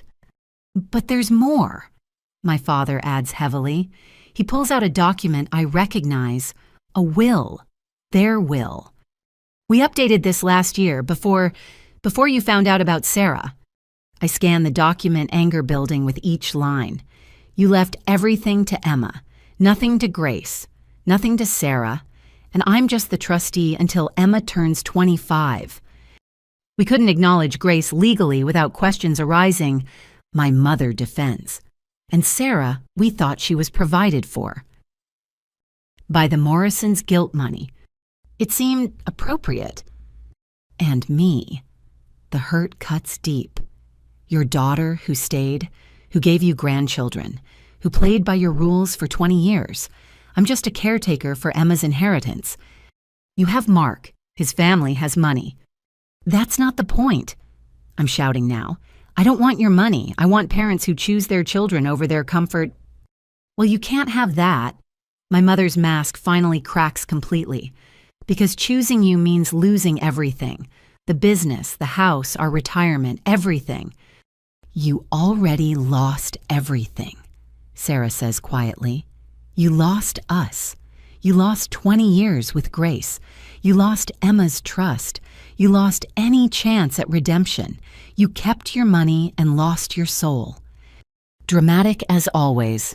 My mother sniffs, but tears track through her makeup. Honest as never, Sarah counters. Something you might try. My father stands slowly. I'll talk to Tom. Try to find a compromise. Don't bother. Sarah pulls out her phone. Grace took the bar exam last month. We all stare at her. She's pre-med, but she took the bar exam. Passed too. Said she wanted to understand the contracts that kept her hidden for 20 years. Sarah's smile is sharp. Turns out Tom's been in breach for years. The morality clauses he insisted on. They work both ways. Secret grandchildren, hidden payments, fraudulent medical documents. Grace has been building a case. She wouldn't dare, my mother gasps. She's her mother's daughter, I say with pride. Of course she would. But more importantly, Sarah continues, she doesn't have to, because we don't want anything from you anymore. Not your money, not your approval, not your conditional love. Sarah, please, my father starts. No, you made your choice. 20 years of choices, all protecting the same thing, your comfort, your image, your wealth. She heads for the door. Keep it, all of it. It's all you have left. I follow her, pausing at the threshold. You know what the saddest part is? Emma asked me yesterday if she did something wrong. If that's why Grandma and Grandpa don't visit anymore. I had to explain that some people love money more than family. She's 7 and she understood immediately. Said you must be very lonely. Cassidy, my mother's voice breaks. She's right, you know. You are lonely. You've been lonely for 20 years. You just filled the space with lies instead of love. If you walk out now, you're out of the will entirely. Both of you. I'll change it tomorrow. I look at my parents. These strangers who raised me, who taught me right from wrong while living a fundamental lie. Good. I don't want money touched by 20 years of cruelty. Give it all to Tom Morrison. You've given him everything else. Sarah waits by the car, face turned to the sun. You okay? Free. I correct. I'm free. They'll change the will. Let them. Emma and Grace have something worth more than any inheritance. What's that? Each other, truth. A family built on love instead of lies. Sarah starts the car. Think they'll ever understand what they lost. I look back at the house, the museum of a life built on secrets. Maybe, when they're alone on Christmas, when they see other grandparents with their grandchildren, when they realize their money can't buy back 20 years. Or maybe never. Or maybe never, I agree. As we drive away, I feel the weight of 20 years lifting. No more secrets to keep, no more lies to navigate, no more choosing between truth and family. Just freedom, costly, painful, necessary freedom. The call comes at midnight 2 days later, not from my parents, but from Nathan Morrison, the lawyer who'd helped Sarah 20 years ago. His voice is urgent, apologetic for the hour. Bradley's at my house. He has something you need to see. Can you and Sarah come now? Mark drives while I call Sarah. We converge at Nathan's home, a modest ranch, nothing like the Morrison estates. Bradley's car is in the driveway engine, still ticking as it cools. He hadn't planned this visit either. Nathan answers before we can knock. He looks older than his 50 years silver, threading through hair that matches Bradley's. They're in my study. Fair warning. Bradley's been drinking. Not drunk, but loosened. He found something in his father's home office. We follow him through halls lined with civil rights memorabilia and family photos pointedly absent of Tom Morrison. In the study, Bradley sits surrounded by banker boxes, Grace beside him. She'd beaten us here. I called her. Bradley explains, seeing our surprise. She deserved to know first. Know what Sarah demands. Bradley hands her a folder. Inside are receipts, contracts, correspondence, the paper trail of 20 years of payments. But it's more than we knew, more than the monthly checks Sarah never cashed. He paid them, Bradley says hollowly. My father paid yours, not just for silence, for enforcement. I read over Sarah's shoulder, nausea rising. Payments to my parents dated just months after Sarah left. Services rendered recustody arrangement. Consultation fee, family management, discretionary fund, location monitoring. They were paid to keep us apart, Sarah whispers. Actually paid. It gets worse, Grace says quietly. She hands us another document. It's a contract between our parents and Tom Morrison.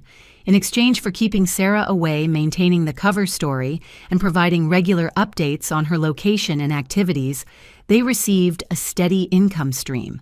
$30,000 a year for 5 years, then $20,000 ongoing. They sold me. Sarah's voice is numb. My own parents sold their services as my jailers. Look at this clause. Nathan points to highlighted text. Contractors agree to prevent any contact between Subject A, Sarah Coleman, and Subject B, Cassidy Coleman, by any means necessary, including but not limited to mail interception, call blocking, and disinformation. Subject A and Subject B. I repeat, we weren't even people, just problems to be managed. There's a bonus structure. Bradley adds, voice slurred with emotion and whiskey. Extra payment if Sarah moved more than 500 miles away. Penalties if she came within county lines. How did you find this? Sarah asks. Dad's having surgery next week. Asked me to get some papers from his home safe. Gave me the combination. Bradley laughs bitterly. 20 years of keeping me in the dark, and he handed me the key to everything. Does he know you have this? He's sedated for pre-op tests. Won't be coherent until tomorrow afternoon. Why show us? I ask. This implicates your father in conspiracy fraud, possibly worse. Bradley looks at Grace, his daughter hidden for 20 years.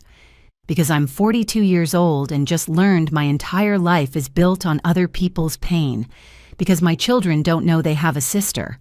Because my marriage ended over secrets I didn't even know I was keeping. Bradley, Grace reaches for him tentatively. I knew something was wrong, he continues. When you disappeared, Sarah, the way everyone acted.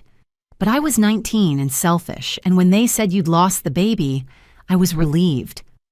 He meets Sarah's eyes. I'm sorry. God, I'm so sorry. We were children, Sarah says, but her voice is strained. No, I was a coward, just like my father, just like yours. He pulls out another folder. This is why I really came. Inside are medical records, psychiatric evaluations, the same ones Sarah showed me, but more. A whole fabricated history of mental illness, drug abuse, prostitution, documents that would have destroyed her if released. He kept these as insurance, Bradley explains, in case Sarah ever tried to come forward, in case you ever questioned the story, Cassidy. Dr. Martin Reeves. I read the signature. Dad's golf buddy, who lost his medical license 8 years ago for insurance fraud, Nathan interjects. I've been tracking him. He's in federal prison. So these documents are worthless. Legally, yes, but the damage they could have caused. Nathan trails off. There's more, Grace speaks up. Tell them about the recordings. Bradley winces. My father recorded conversations with your parents, Cassidy. I found tapes going back 15 years. Play them, Sarah demands. Sarah, I don't think... Play them. Bradley pulls out an old cassette player, the kind that went obsolete years ago. Tom Morrison's voice fills the room, younger, but unmistakably him. The girl's getting ideas, talking about community college, bringing the baby to visit family. You need to remind her what's at stake. My mother's voice responds, We've been clear. No contact means no contact. Maybe we weren't clear enough. She sent a birthday card to Cassidy last week. Janet intercepted it, but this can't happen again. What do you want us to do? We can't control her from here. Find a way, or the payments stop and I call in Robert's business loans. Are we understood? The recording clicks off. We sit in stunned silence. That's from when Grace was 5, Sarah says faintly. I just started nursing school. Thought maybe enough time had passed. There are dozens of these, Bradley says. Planning sessions, strategy meetings, updates on your life, Sarah, reports on Grace's development, like you were some kind of experiment they were monitoring. Can we use these? I ask Nathan. Legally? Recording without consent is illegal in this state, but he smiles grimly. They're admissible in civil court if the recorded parties don't object. And somehow, I don't think your parents will want these played publicly.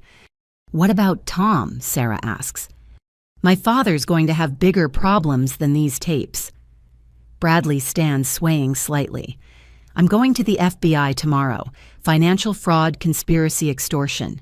20 years of it all documented in his own hand. Bradley, he's your father, Grace says softly.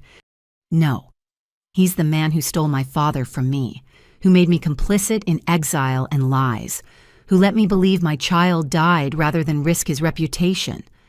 Bradley's voice hardens. He destroyed our family for his pride. Let him face the consequences.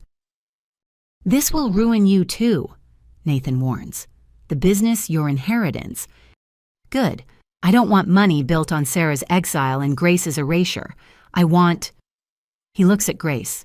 I want to know my daughter, meet her properly, introduce her to her siblings, give her the father she deserved 20 years ago. That's not possible, Grace says gently. That father doesn't exist. Never did. Then I'll be the father I am now, flawed late but present, if you'll let me. Grace looks to Sarah, who nods slowly. We can try, all of us, together. I pick up one of the contracts, the weight of 20 years of deception in my hands. What do we do with all this? We make them face it, Sarah says. Every lie, every payment, every choice. We make them acknowledge what they did. And then we decide if they deserve any place in our future. They don't, Bradley says flatly.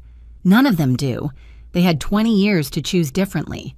Every day for 20 years they chose cruelty. Emma loves them, I remind everyone. It's not that simple. Emma loves who she thought they were, Sarah corrects, just like we all did. Nathan gathers the documents carefully. I'll organize these, build a timeline. If you decide to pursue legal action, we won't, Sarah interrupts. I won't put Grace through that, won't make our pain public entertainment. But they should know we could, I add, that we have proof, that their carefully constructed lies are one press conference away from collapse. Leverage. Bradley nods approvingly. My father would appreciate the irony. We leave Nathan's with copies of everything. Evidence of 2 decades of conspiracy filed in neat folders. Grace drives Bradley home. He's in no state to drive, and maybe they need the time together. Sarah and I sit in my driveway as dawn breaks. Our parents were paid to keep us apart, she says, testing the words. Literally paid. For 20 years. Every birthday I missed, every Christmas, every ordinary Tuesday. They were collecting checks for stealing that from us. How do we forgive that? Sarah looks at me, 20 years of pain and steel in her eyes. We don't. Some things are unforgivable. We just decide how to live with the truth. And how do we do that? Together, she says simply, finally honestly together. The sun rises on a new day, the first one where we know the full truth. It's uglier than we imagined, crueler than we feared, but it's ours now. And that somehow makes us stronger than all their lies combined. The text arrives while I'm teaching multiplication tables. My phone buzzes with Sarah's message, check the church bulletin online, now. I excuse myself, leaving my aide with the 3rd graders, and pull up St. Mary's website in the hallway. There it is, in elegant script over a photo of my parents in their Sunday best, celebrating 20 years of service, Robert and Janet Coleman, champions for young mothers in crisis. The irony is so thick I nearly choke. The ceremony is this Sunday, 3 days away. They're being honored for their charitable work with wayward young women, their dedication to preserving family values, their compassionate guidance for struggling mothers. Sarah calls before I can process the rage. Did you see the quote from the pastor, where her voice shakes? Janet Coleman has been a beacon of hope for young women facing difficult choices. Her wisdom and guidance have helped countless mothers find their way, while exiling their own daughter. The committee chair is Patricia Morrison, Tom's wife, Bradley's mother. Of course she is. Of course this final insult comes orchestrated by both families. What do we do, I ask, though I already know? We tell the truth publicly, finally. That evening, our makeshift war council convenes at Sarah's house. Bradley's there, sober and determined. Nathan has boxes of evidence. Grace set up a presentation on her laptop. Mark watches Emma and her siblings, Bradley's children who just learned they have an older sister, in the playroom. The ceremony starts at 10, Grace reports. Full congregation. They're expecting 300 people. Local newspaper will cover it. Perfect audience, Sarah says grimly. You're really doing this? Nathan asks. Once it's public, there's no taking it back. Good, I say. 20 years of secrets end Sunday. We spend the next 2 days preparing. Grace creates a timeline with photos, documents, evidence. Not everything. We're not trying to destroy them, just expose them. The truth is damaging enough. Sarah practices what she'll say. I do the same. Bradley writes a statement taking responsibility for his part. Even Grace prepares words, though we all hope she won't need to speak. Saturday night, my phone rings. Mom. Cassidy, sweetheart. I know things have been difficult, but tomorrow is important to us. It would mean so much if you and Emma came. A family united in faith and service. We'll be there, I say. You will. Hope lightens her voice. Oh, darling, that's wonderful. Wear something nice. The photographer? We'll be there, I repeat and hang up. Sarah texts immediately. Did she just call you? Yes, invited us to their charade. Mine too. Suggested I was being selfish to deny them this honor. See you at church. Wouldn't miss it. Sunday arrives gray and drizzling, fitting weather for exposing decades of hypocrisy. I dress Emma carefully. Not for photos, but for truth. She knows today is important, that we're telling a big truth to lots of people. Will Grandma and Grandpa be sad? She asks as I braid her hair. Probably. But telling truth is important even when it's hard. Especially when it's hard. We arrive early, but not first. Bradley's already there with his children, their confusion evident. His soon-to-be ex-wife hovers nearby, clearly reconsidering the divorce, now that she knows the full story. Sarah enters with Grace, both in professional dress that commands respect. Grace carries a folder thick with evidence. Sarah's hands are steady, but I know her tells. The slight tension in her jaw, the careful breathing. You ready? I ask. 20 years ready. The church fills. The Morrison clan claims their usual front pews. Business associates, country club friends, church leadership, all here to celebrate 2 decades of charitable deception. My parents arrive in their honor attire. My mother's suit cost more than Sarah made in a month as a teenage mother. My father wears the watch he bought the year after Sarah left, the year the payment started. They see us and freeze, all of us, together. Sarah, Grace, Bradley with his children. The family they fractured reunited in their sanctuary. Cassidy. My mother's voice wavers. What's happening? The truth, I say simply, finally. Pastor Williams begins the service with praise for my parents' dedication. The congregation murmurs appreciation as he lists their accomplishments. The young mothers counseled the families, preserved the children saved. And now, he announces Janet Coleman would like to share a few words about their ministry. My mother approaches the podium, her prepared speech in hand. She begins reading platitudes about compassion and duty, but her voice falters when she sees Sarah stand. I'm sorry, Sarah says clearly, walking toward the front, but I need to correct something. The congregation shifts, confused. Pastor Williams starts to intervene, but Sarah's already at the microphone. My name is Sarah Coleman. I'm Janet and Robert's daughter, the one they sent away 20 years ago when I was 16 and pregnant. Gasps ripple through the church. My mother grips the podium. Sarah, please. Please what, Mom? Please keep your secret. Please let you accept honors for helping young mothers while you exiled your own daughter. Sarah's voice carries strength forged from 2 decades of pain. Please pretend you didn't take money to keep me away from my sister. This is neither the time nor place. Tom Morrison rises from his pew. Sit down, Tom. Bradley's voice cuts through. You've controlled this narrative long enough. The congregation watches tennis match style as truth volleys back and forth. Grace joins her mother at the front. I'm Grace Coleman, the granddaughter these honorees have visited in secret while denying my existence to everyone here. The granddaughter whose father was told died 20 years ago. More gasps, whispers rise like wind through wheat. Stop this, my father stands. This is a family matter. No, I interrupt, standing too. This is a community matter. You made it one when you accepted praise for compassion you never showed your own children. Cassidy's right. To everyone's shock, Pastor Williams speaks. I've known the truth for 10 years. Robert and Janet came to me for counseling, burdened by guilt. I urged them to reconcile with Sarah.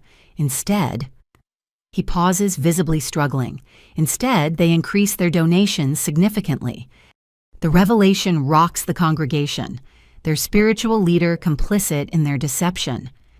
We have evidence, Grace announces, holding up her folder.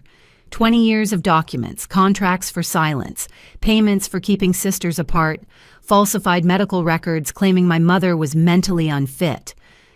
Financial records showing Tom Morrison paid my parents to maintain Sarah's exile. I add, recordings of them planning strategies to keep us separated. This is outrageous, Patricia Morrison shrieks. These are lies. I have the receipts, Bradley says quietly. From my father's own files, every payment, every threat, every choice that prioritized reputation over family. The church erupts. Some people storm out. Others lean forward, hungry for details. A few approach Sarah with tears, apologies for believing the lies. My mother sways at the podium. We did what we thought was best. No. Sarah's voice silences the chaos. You did what was easiest, what was profitable, what protected your image. Sarah's right. My father's admission surprises everyone, including my mother. We were cowards, cruel, calculating cowards. We sold our daughter's relationship for 30 pieces of silver paid monthly by Tom Morrison. Robert. My mother and Tom Morrison protest simultaneously. Enough! My father's voice breaks. 20 years of lies, 20 years of watching Cassidy grieve her sister, of seeing Sarah's empty chair at every holiday, of sneaking visits with Grace like criminals. Enough. He turns to the congregation, shoulders bowed. Everything they've said is true. We took money to keep Sarah away. We lied to Cassidy daily. We prioritized our comfort over our children's hearts. There's no honor in that, only shame. My mother collapses into the nearest pew, her carefully constructed image in ruins. Tom Morrison pushes through the crowd, fleeing with Patricia. Others follow the mass exodus of those who can't face the truth. But some stay. Some approach Sarah and Grace with outstretched hands. Former teen mothers my parents genuinely helped who understand the pain of separation. Church members who suspected but never knew how to ask. Miss Sarah. An older woman touches Sarah's arm. I'm Dolores. Your mama counseled me when I was 17 and pregnant. She was kind then. Helped me keep my baby when my family wanted me to give him up. She looks at my mother with sorrow. I never understood how she could help me but lose you. Now I do. Fear makes us cruel sometimes. One by one, stories emerge. The good my parents did, twisted by the evil they perpetrated against their own. The complexity of humans who could show compassion to strangers while denying it to family. Pastor Williams returns to the microphone. I think we should pray for healing, for forgiveness, for the courage to face truth no matter how painful. But Sarah's not finished. Forgiveness isn't owed, it's earned. Through acknowledgement, through amends, through change. My parents have 20 years of those to make before forgiveness is even a conversation. She takes Grace's hand, then reaches for mine. But we're not here for forgiveness. We're here for freedom. The freedom that comes from truth, from refusing to carry their shame as our secret anymore. Amen, someone calls from the back, then another. Soon half the remaining congregation is affirming Sarah's words. My mother raises her tear-stained face. What do you want from us? Nothing, Sarah says simply. We want nothing from you. We have each other. We have truth. We have the family you tried to destroy. That's enough. Bradley's children tug at his hands, confused by the drama but certain of one thing. Daddy is Grace, really our sister. Yes, he says, kneeling to their level. She is, and I'm sorry it took so long for you to meet her. Can she come to dinner tonight? His youngest asks. Grace smiles through tears. I'd like that. As we leave together, Sarah, Grace, Bradley, and his children, Mark, Emma, and I, the church behind us buzzes with scandal and revelation. By tomorrow, the whole town will know. The secret that shaped 20 years of our lives is finally irrevocably public. How do you feel? I ask Sarah as we reach the parking lot.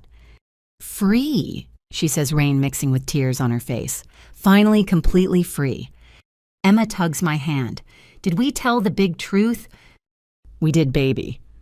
Good. Can we get ice cream now? The simple request breaks our tension. We laugh, all of us standing in the rain outside the church, where our family's darkest secret was finally brought to light. Ice cream sounds perfect, Sarah agrees. As we caravan to the ice cream shop, 2 decades of separated family finally together, I realize this is what victory looks like. Not revenge or destruction, but truth. Messy, painful, liberating truth. And ice cream. Because even earth-shattering revelations can't compete with a 7-year-old's priorities. The ice cream shop buzzes with normal Sunday afternoon energy, a stark contrast to the earthquake we just created at St. Mary's. Our strange extended family fills 3 pushed-together tables, Sarah and Grace Bradley with his 3 children, Mark and Emma and me. Other patrons glance our way, some recognizing us from church whispers, already starting to spread. Emma and her newly discovered cousins compare flavors and toppings, blissfully focused on the important matter of sprinkles versus hot fudge. Grace helps the youngest, showing the same patient care that will make her an excellent doctor. "My phone won't stop buzzing," Bradley says quietly, silencing it for the 10th time. "Father, mother, business associates. The news is traveling fast." "Mine too," I admit. "Mostly people from church asking if it's true." "What are you telling them?" "Nothing yet. The truth spoke for itself." Sarah hasn't touched her ice cream, lost in thought. When she finally speaks, her voice carries 2 decades of exhaustion. "I keep waiting to regret it, standing up there exposing everything. But all I feel is relief." "You were magnificent," Grace tells her mother. 20 years of carrying that alone, and you stood up there with such strength." "Not alone," Sarah corrects, looking at me. "I had you. Even when we were apart, knowing you existed somewhere kept me going." Before I can respond, the shop door chimes. Pastor Williams enters, still in his church robes, looking haggard. He spots us immediately and approaches with visible trepidation. "May I?" He gestures to an empty chair. Sarah nods slowly. He sits heavily, looking every one of his 60-odd years. "I owe you all an apology, especially you, Sarah, and you, Grace." "We're not looking for apologies," Sarah says evenly. "We're past that. Nevertheless, I need to say it. I failed in my duty as a spiritual leader. I knew the truth and chose silence, chose donations over justice. That's not the man I promised God I'd be." "Then why?" Grace asks with her characteristic directness. "Why stay quiet for 10 years? Pastor Williams stares at his clasped hands. "Fear. Cowardice. Your grandparents' donations funded our youth programs, our food pantry, our building repairs. I told myself I was protecting the greater good, but really I was protecting my comfortable position." "And now," Sarah prompts, "now I've tendered my resignation. The church board will meet tonight, but regardless of their decision, I can't continue leading when I've failed so fundamentally to live the values I preach." The weight of consequences ripples outward. My parents' reputation, the Morrison empire, now the church leadership, all crumbling under the weight of hidden truth. "I don't want your resignation," Sarah says finally. "I want your voice. Use your platform to talk about how easy it is to choose comfort over courage, how good people can do terrible things when they prioritize appearance over authenticity. Make our pain mean something." Pastor Williams nods slowly. "I will. Every Sunday for as long as they'll let me speak." He stands to leave, then pauses. "Your parents are at the church still. In my office. They're not well. Their choice." I say, surprising myself with the coldness in my voice. After he leaves Bradley's middle child, Sophie pipes up. "Daddy, why were those people mad at church? Did we do something bad?" Bradley looks to Grace, silently asking permission to explain. She nods. "No, sweetheart. We told the truth about something that happened a long time ago. Sometimes people get upset when secrets come out, but telling truth is never bad." "Like when I told Mom about the vase," his youngest Marcus asks. "Exactly like that." Bradley agrees, and despite everything, we all smile, remembering how Marcus had confessed to breaking his mother's favorite vase after weeks of guilty silence. "So Grace is our sister, like you said, for real," Sophie continues. "For real," Grace confirms. "I've been your sister all along. We just didn't know each other." "That's sad," the oldest James observes with preteen wisdom. "But at least we know now." "At least we know now," Sarah echoes softly. Mark, who's been quietly supportive throughout, finally speaks. "So what happens next?" "Practically speaking, it's the question we've all been avoiding. The emotional catharsis of truth-telling is one thing. Navigating the aftermath is another. I have work tomorrow, Sarah says. 12-hour shift. Life doesn't stop for family drama. I have classes, Grace adds. Anatomy exam Wednesday. School. I contribute. 24 third graders who need to learn division. The mundane responsibilities feel both jarring and grounding after the morning's dramatics. But different, Bradley insists. We do all that, but different, together. No more secrets, no more separate lives. Sunday dinners, Emma suggests hopefully. All of us, Sarah confirms. We're working out logistics, whose house, what time, who cooks, when my phone rings. The church number. Against my better judgment, I answer. Cassidy, my mother's voice is raw, broken. Please, we're at the church. Can you come, both of you? I look at Sarah, who can hear the desperation through the phone. Why should we? I ask. Because we're ready to tell you everything. No more lies, no more excuses. Just, please. Sarah takes the phone from me. Janet will come, but this is your last chance. One more lie, one more deflection, and we're done forever. Understood. Whatever our mother says makes Sarah's expression shift. She hangs up looking troubled. She's saying things about Tom Morrison, about contracts we don't know about, threats we never imagined. It could be another manipulation, I warn. Could be, but what if it's not? We arrange for Mark to take all the children to our house. Bradley insists on coming with us. My father's involved. I should hear this, too. The drive back to St. Mary's is silent, each of us lost in thought. The parking lot has mostly emptied, the congregation dispersed to spread today's scandal through town like wildfire. We find our parents in Pastor Williams' office looking smaller than I've ever seen them. My mother's perfect makeup is destroyed, my father's shoulders curved with defeat. Pastor Williams hovers nearby, having clearly stayed to mediate. You came, my mother breathes. Talk, Sarah commands, everything, now. My father pulls out a thick envelope from his jacket. His hands shake as he opens it. 3 months after we sent you away, Tom Morrison came to us with an expansion opportunity. The business was struggling. We had a mortgage debts. He offered partnership. We know this, I interrupt impatiently. No, he continues. You know what we told you. The truth is worse. He spreads papers on the desk. The partnership agreement had clauses, hidden ones we didn't fully understand until too late. Tom didn't just own 51% of the business. He owned us. Sarah examines the documents, her face paling. These aren't just business contracts. These are slavery papers. Bradley finishes reading over her shoulder. My father enslaved yours through legal manipulation.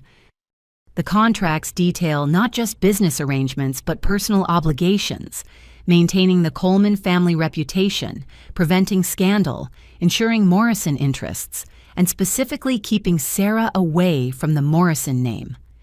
Every year the terms got tighter, my mother continues. When Sarah tried to contact you at 13, Tom added clauses about mail monitoring. When she applied to colleges near home, suddenly there were geographic restrictions. You could have walked away, Sarah says coldly, declared bankruptcy, started over. With what? My father's laugh is bitter. He owned our house through shell companies, had liens on everything. One word from him, and we'd have been homeless, unemployed, unemployable.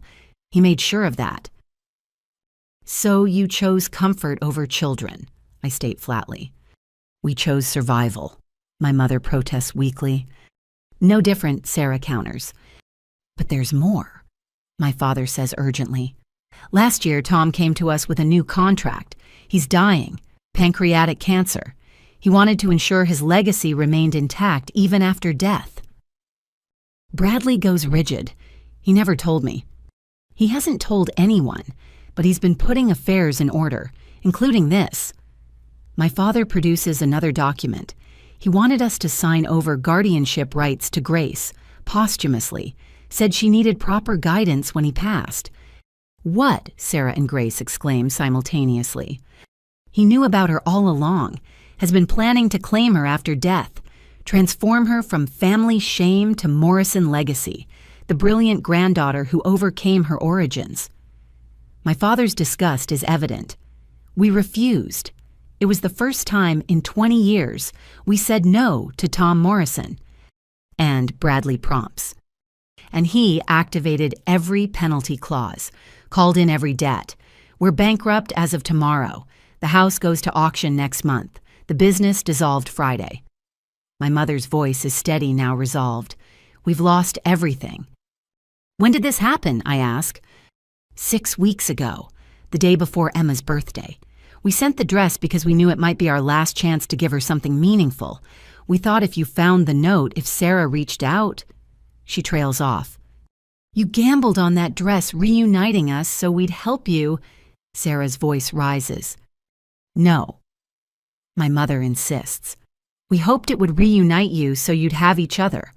When Tom's plan succeeds, when he destroys us completely, we wanted you to have family. His plan won't succeed, Bradley says with quiet fury. He's not claiming Grace or any part of Sarah's life. I'll stop him. How, my father asks. He owns judges, lawyers, politicians. He's had 20 years to build his power. And I've had 1 week to understand what he is. Bradley responds. A monster who destroyed my family for pride, who let me believe my child died, who corrupted everyone he touched, including me. Bradley, Pastor Williams, interjects gently. Hate won't heal this. No, but justice might. He turns to Grace. What do you want? You're the one he's trying to claim. Grace stands 19 years old but carrying herself with authority that makes her seem older. I want him to face consequences, legal ones, 20 years of fraud extortion conspiracy. Nathan says there's enough for federal charges. You've discussed this with Nathan. Bradley seems surprised. He's been building a case since I turned 18, just in case. Grace looks at my parents. Did you know about the recordings Tom made, the ones where you discuss payment for keeping Sarah away? They nod miserably. Those recordings also capture Tom admitting to tax fraud, to bribing city officials for contracts, to destroying competitors through blackmail. Grace's smile is sharp. Your cooperation could ensure he spends his remaining years in prison rather than manipulating lives from his deathbed. You want us to testify against him, my father asks. I want you to tell the truth, Grace clarifies. Finally, completely, to federal investigators. We'll lose what little we have left, my mother says. You've already lost everything that matters, Sarah points out. Might as well do one right thing before the end. Silence stretches until my father breaks it. Yes, we'll testify, tell everything. Robert, my mother gasps. No, Janet. Grace is right. 20 years of complicity in his crimes. It ends now. He looks at us, his daughters, with eyes full of regret. We can't undo the past, can't earn forgiveness, but maybe we can prevent Tom from hurting anyone else. It's a start, Sarah says carefully. Not absolution, not forgiveness, but a start. What about us? My mother asks desperately. Our family. That's not your decision, I say firmly. You forfeited the right to call us family when you sold us for $30,000 a year. Now you get to live with consequences. But Emma, she starts, will know the truth age appropriately and make her own choices when she's older. Until then, you've lost the privilege of unsupervised access to any of our children. The finality of it breaks something in my mother. She sobs ugly and raw, the sound of someone facing the ruins of their choices. My father holds her, but his own tears fall silently. We should go, Sarah says. Grace has studying. I have work tomorrow. As we stand to leave, Pastor Williams speaks. I'll stay with them, help them process, connect them with counseling services. Thank you, I tell him, meaning it. At the door, my father calls out one last time. Cassidy, Sarah. We know it doesn't matter, but we love you. We've always loved you. We just loved our comfort more. Sarah turns back, 20 years of pain in her voice. That's not love, Robert. That's possession. Learn the difference. We leave them there in the ruins of their choices, with only truth and consequences for company. Outside, the afternoon sun breaks through clouds, bathing everything in golden light. Feel different? Bradley asks. Cleaner, Sarah says, like 20 years of infection finally drained. What now? I ask. Now we live, Grace says simply, without secrets, without shame, just live. As we walk to our cars, Bradley's phone buzzes. He checks it and goes pale. My father. He knows about the FBI. He's coming here. A black town car pulls into the parking lot before any of us can react. Tom Morrison emerges looking nothing like the powerful man who's controlled our lives. Cancer has carved him hollow, left him swimming in an expensive suit, but his eyes burn with the same cruel intelligence. Well, he says, voice still commanding despite his frailty. Quite the performance this morning. Very dramatic, very public, very stupid. Go home, Tom, Bradley says. It's over. Over. Tom laughs a sound like grinding glass. Boy, I've been destroying lives since before you were born. This isn't over until I say it is. He turns to Grace and his expression shifts to something almost tender. Grace, my brilliant granddaughter, you don't need to align yourself with these people. I can give you everything. The best medical schools, residencies at top hospitals, a future worthy of your gifts. I don't want anything from you, Grace says clearly. You will. When federal investigations freeze your mother's accounts, when your college fund disappears, when doors close because the Morrison name opposes you. He smiles coldly. I have 6 months to live. I'll spend every day ensuring you all regret this morning. No. Bradley steps between Tom and Grace. You won't, because I'll spend every day ensuring you face justice for what you've done. You, Tom scoffs. You're weak, always have been. Couldn't even stand up for your teenage girlfriend. You're right. I was weak, but watching you taught me strength. The strength to choose family over fear, truth over comfort, love over legacy. Touching. Meaningless, but touching. Tom starts coughing harsh and wet. When he recovers, blood flecks his lips. You have no idea what I'm capable of.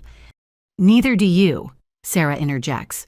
You've never faced us united, never had to fight people who have nothing left to lose and everything to gain. We'll see. He moves toward his car, then turns back. Janet Robert, I know you're in there. Your bankruptcy filing has been accelerated. You have 24 hours to vacate the premises. Welcome to the consequences of betrayal. He leaves us standing there, the weight of his threats settling like ash. But something has shifted. The fear that controlled my parents for 20 years doesn't touch us the same way.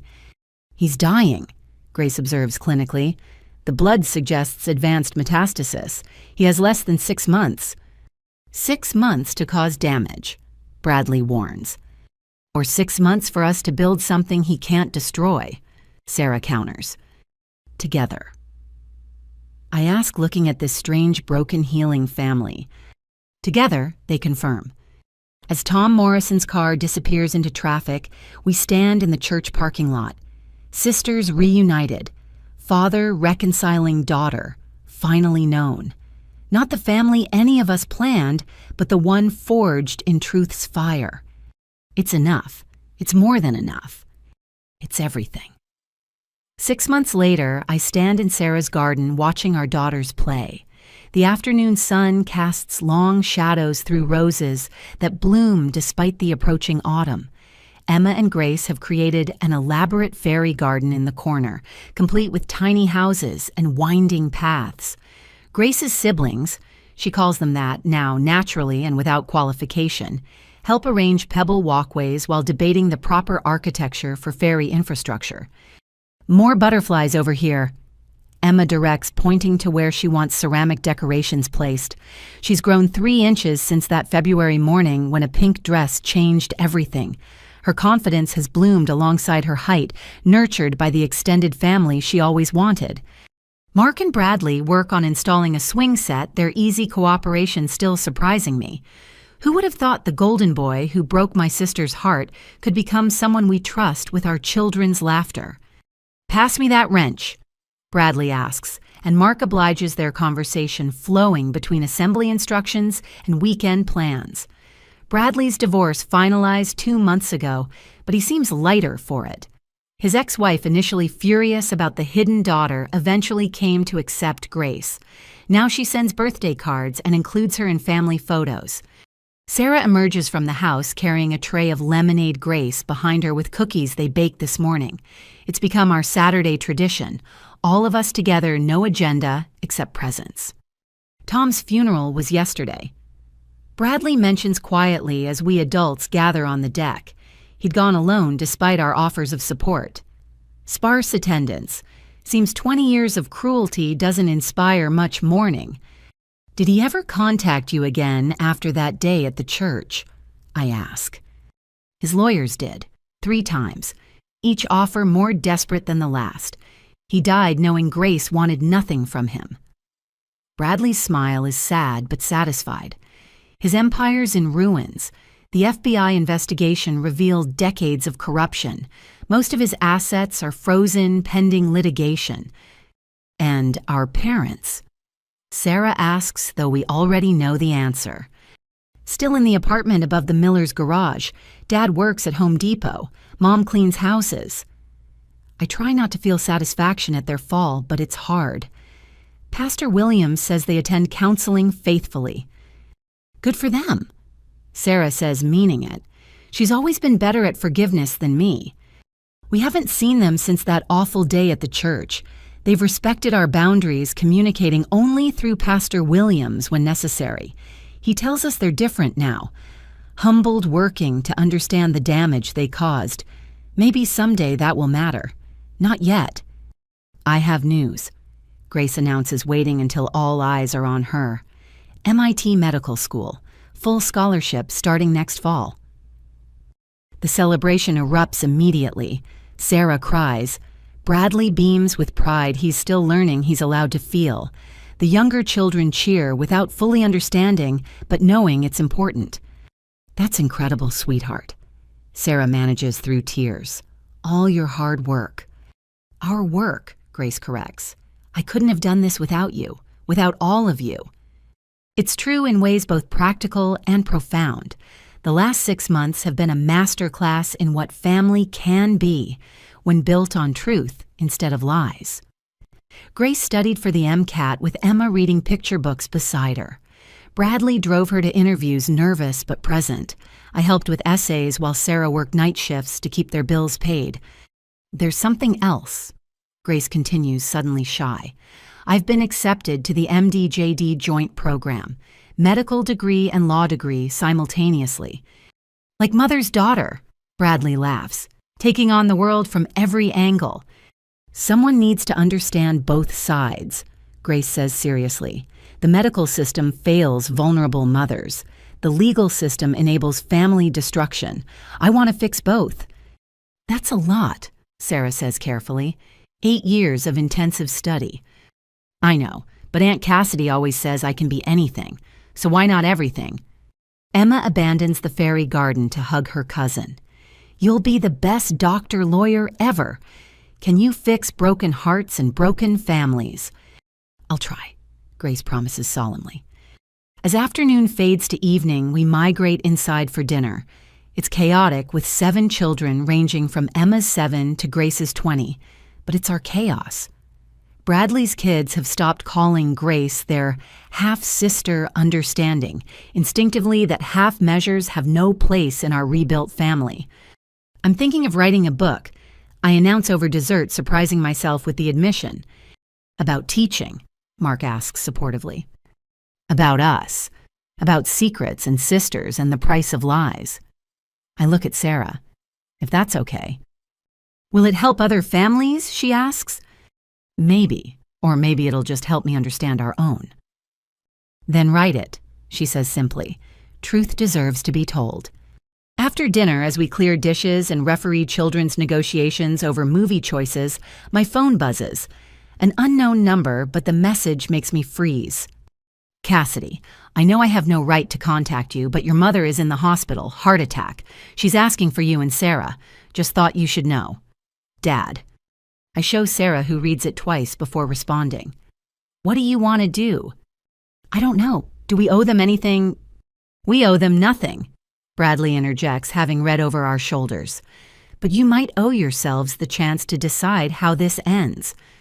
Grace joins us instantly, reading the room. Grandma. We nod. You should go, she says quietly. Not for them, for you. Unfinished business festers. An hour later, Sarah and I stand outside Mercy General's cardiac unit. We've left the children with Mark and Bradley approaching this together, as we should have been allowed to 20 years ago. Our father waits in the hallway, aged a decade and 6 months. He rises when he sees us, but doesn't approach, respecting the distance we've maintained. Thank you for coming, he says simply. I wasn't sure you would.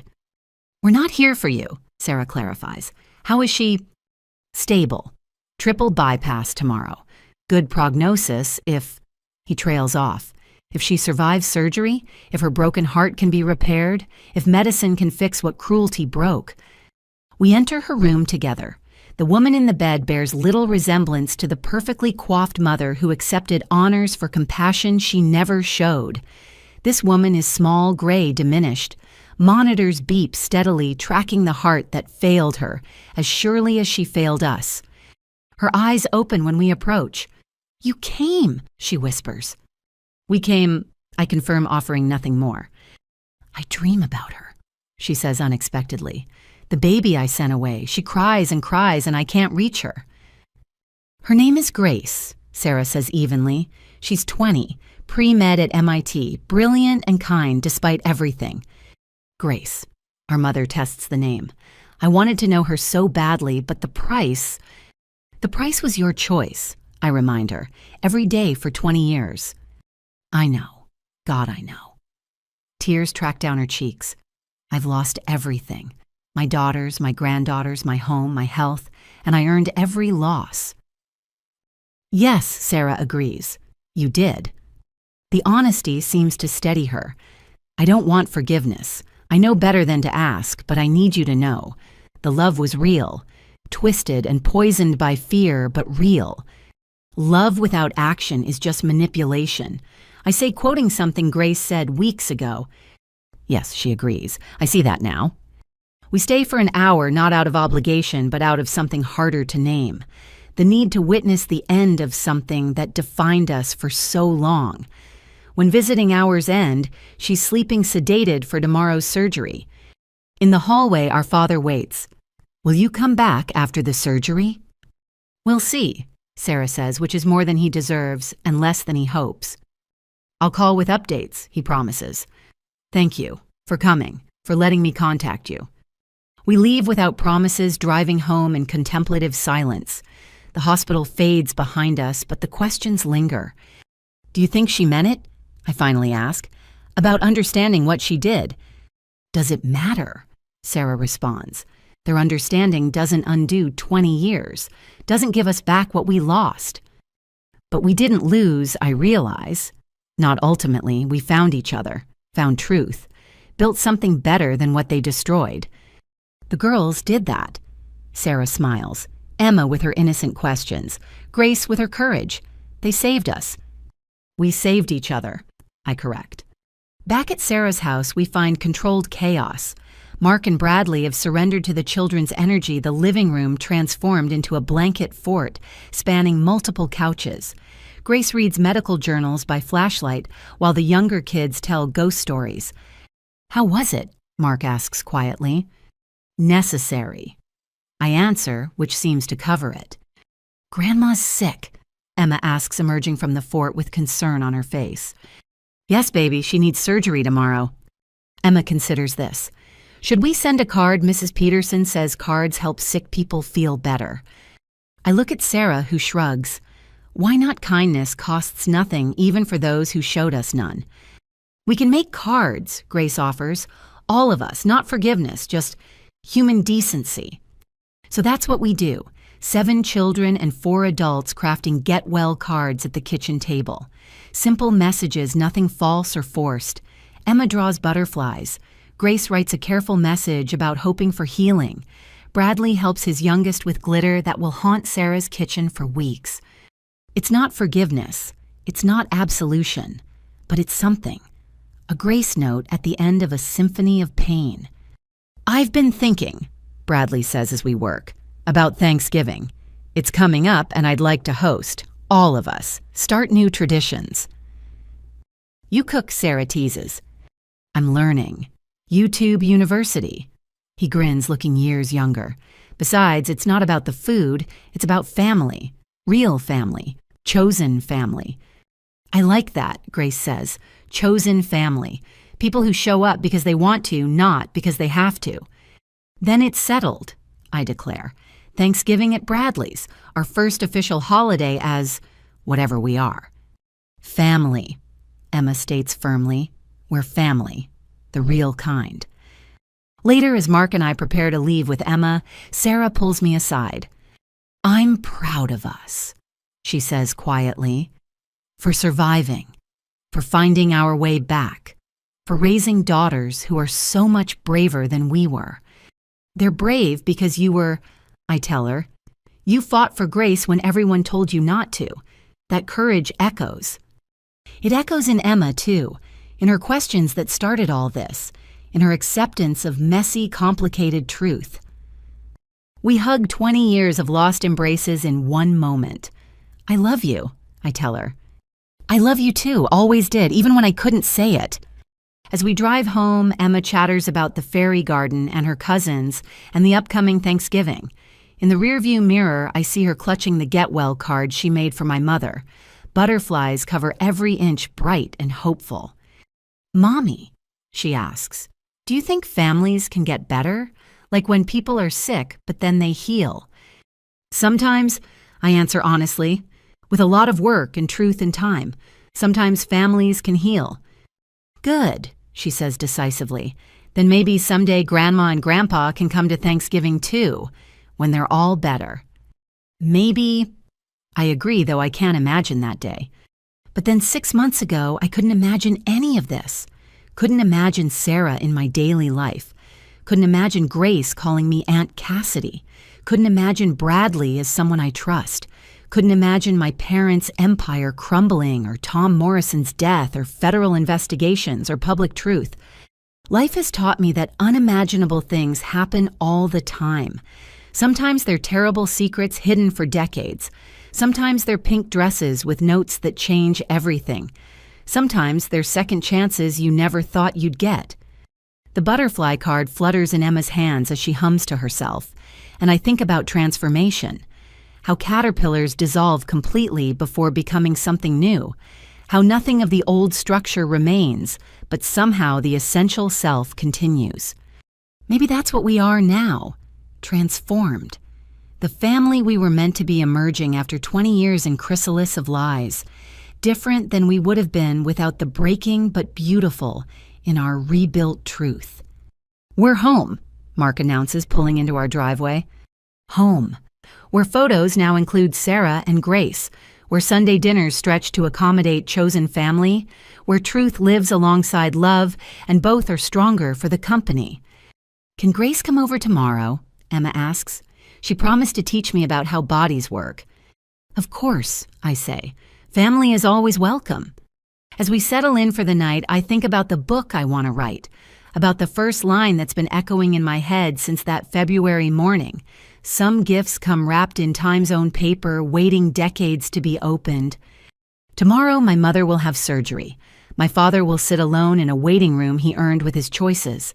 Sarah will work her shift, saving other people's children with the competence born of necessity. Grace will study building a future on foundations of truth. Emma will ask 1,000 questions, each one a small revolution against secrets. And somewhere in a box of memories, a pink dress hangs in Emma's closet. Sometimes she wears it for dress-up spinning like her aunt did at 12, like her cousin never could. The note that started everything is framed. Now Sarah's young handwriting preserved behind glass. "If you're reading this, they finally gave you my dress. I'm so sorry for what they did to you, Cassidy. Please forgive me." I did forgive her. instantly, completely. Forgiving ourselves for the years we lost the lies we believed, the family we almost let slip away. That's harder, but we're working on it one truth at a time. The last thing I do before sleep is check my phone. A message from Sarah. Thank you for today, for every day, for not giving up on us. Never, I text back. Not then, not now, not ever. And I mean it.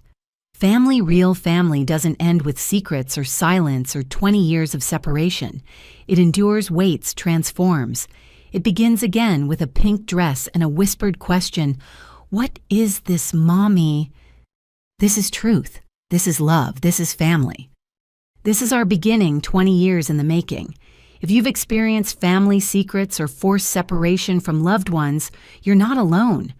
Truth has a way of surfacing even after decades. Sometimes, the most painful revelations lead to the most beautiful resurrections. What family secrets have shaped your life? Have you found the courage to seek truth even when it meant losing comfort? Share your thoughts in the comments below. If this story resonated with you, please like and subscribe for more stories about families rebuilding from truth. And if you know someone carrying the weight of family secrets, share this story with them. Sometimes knowing others have walked this path makes our own journey feel less lonely. Thank you for joining Cassidy, Sarah Grace, and Emma on their journey from secrets to truth. May your own path lead to the family you choose, the love you deserve, and the freedom that comes from living authentically. Remember, it's never too late for truth to set you free. Until next time, choose courage over comfort, truth over tradition, and love over lies.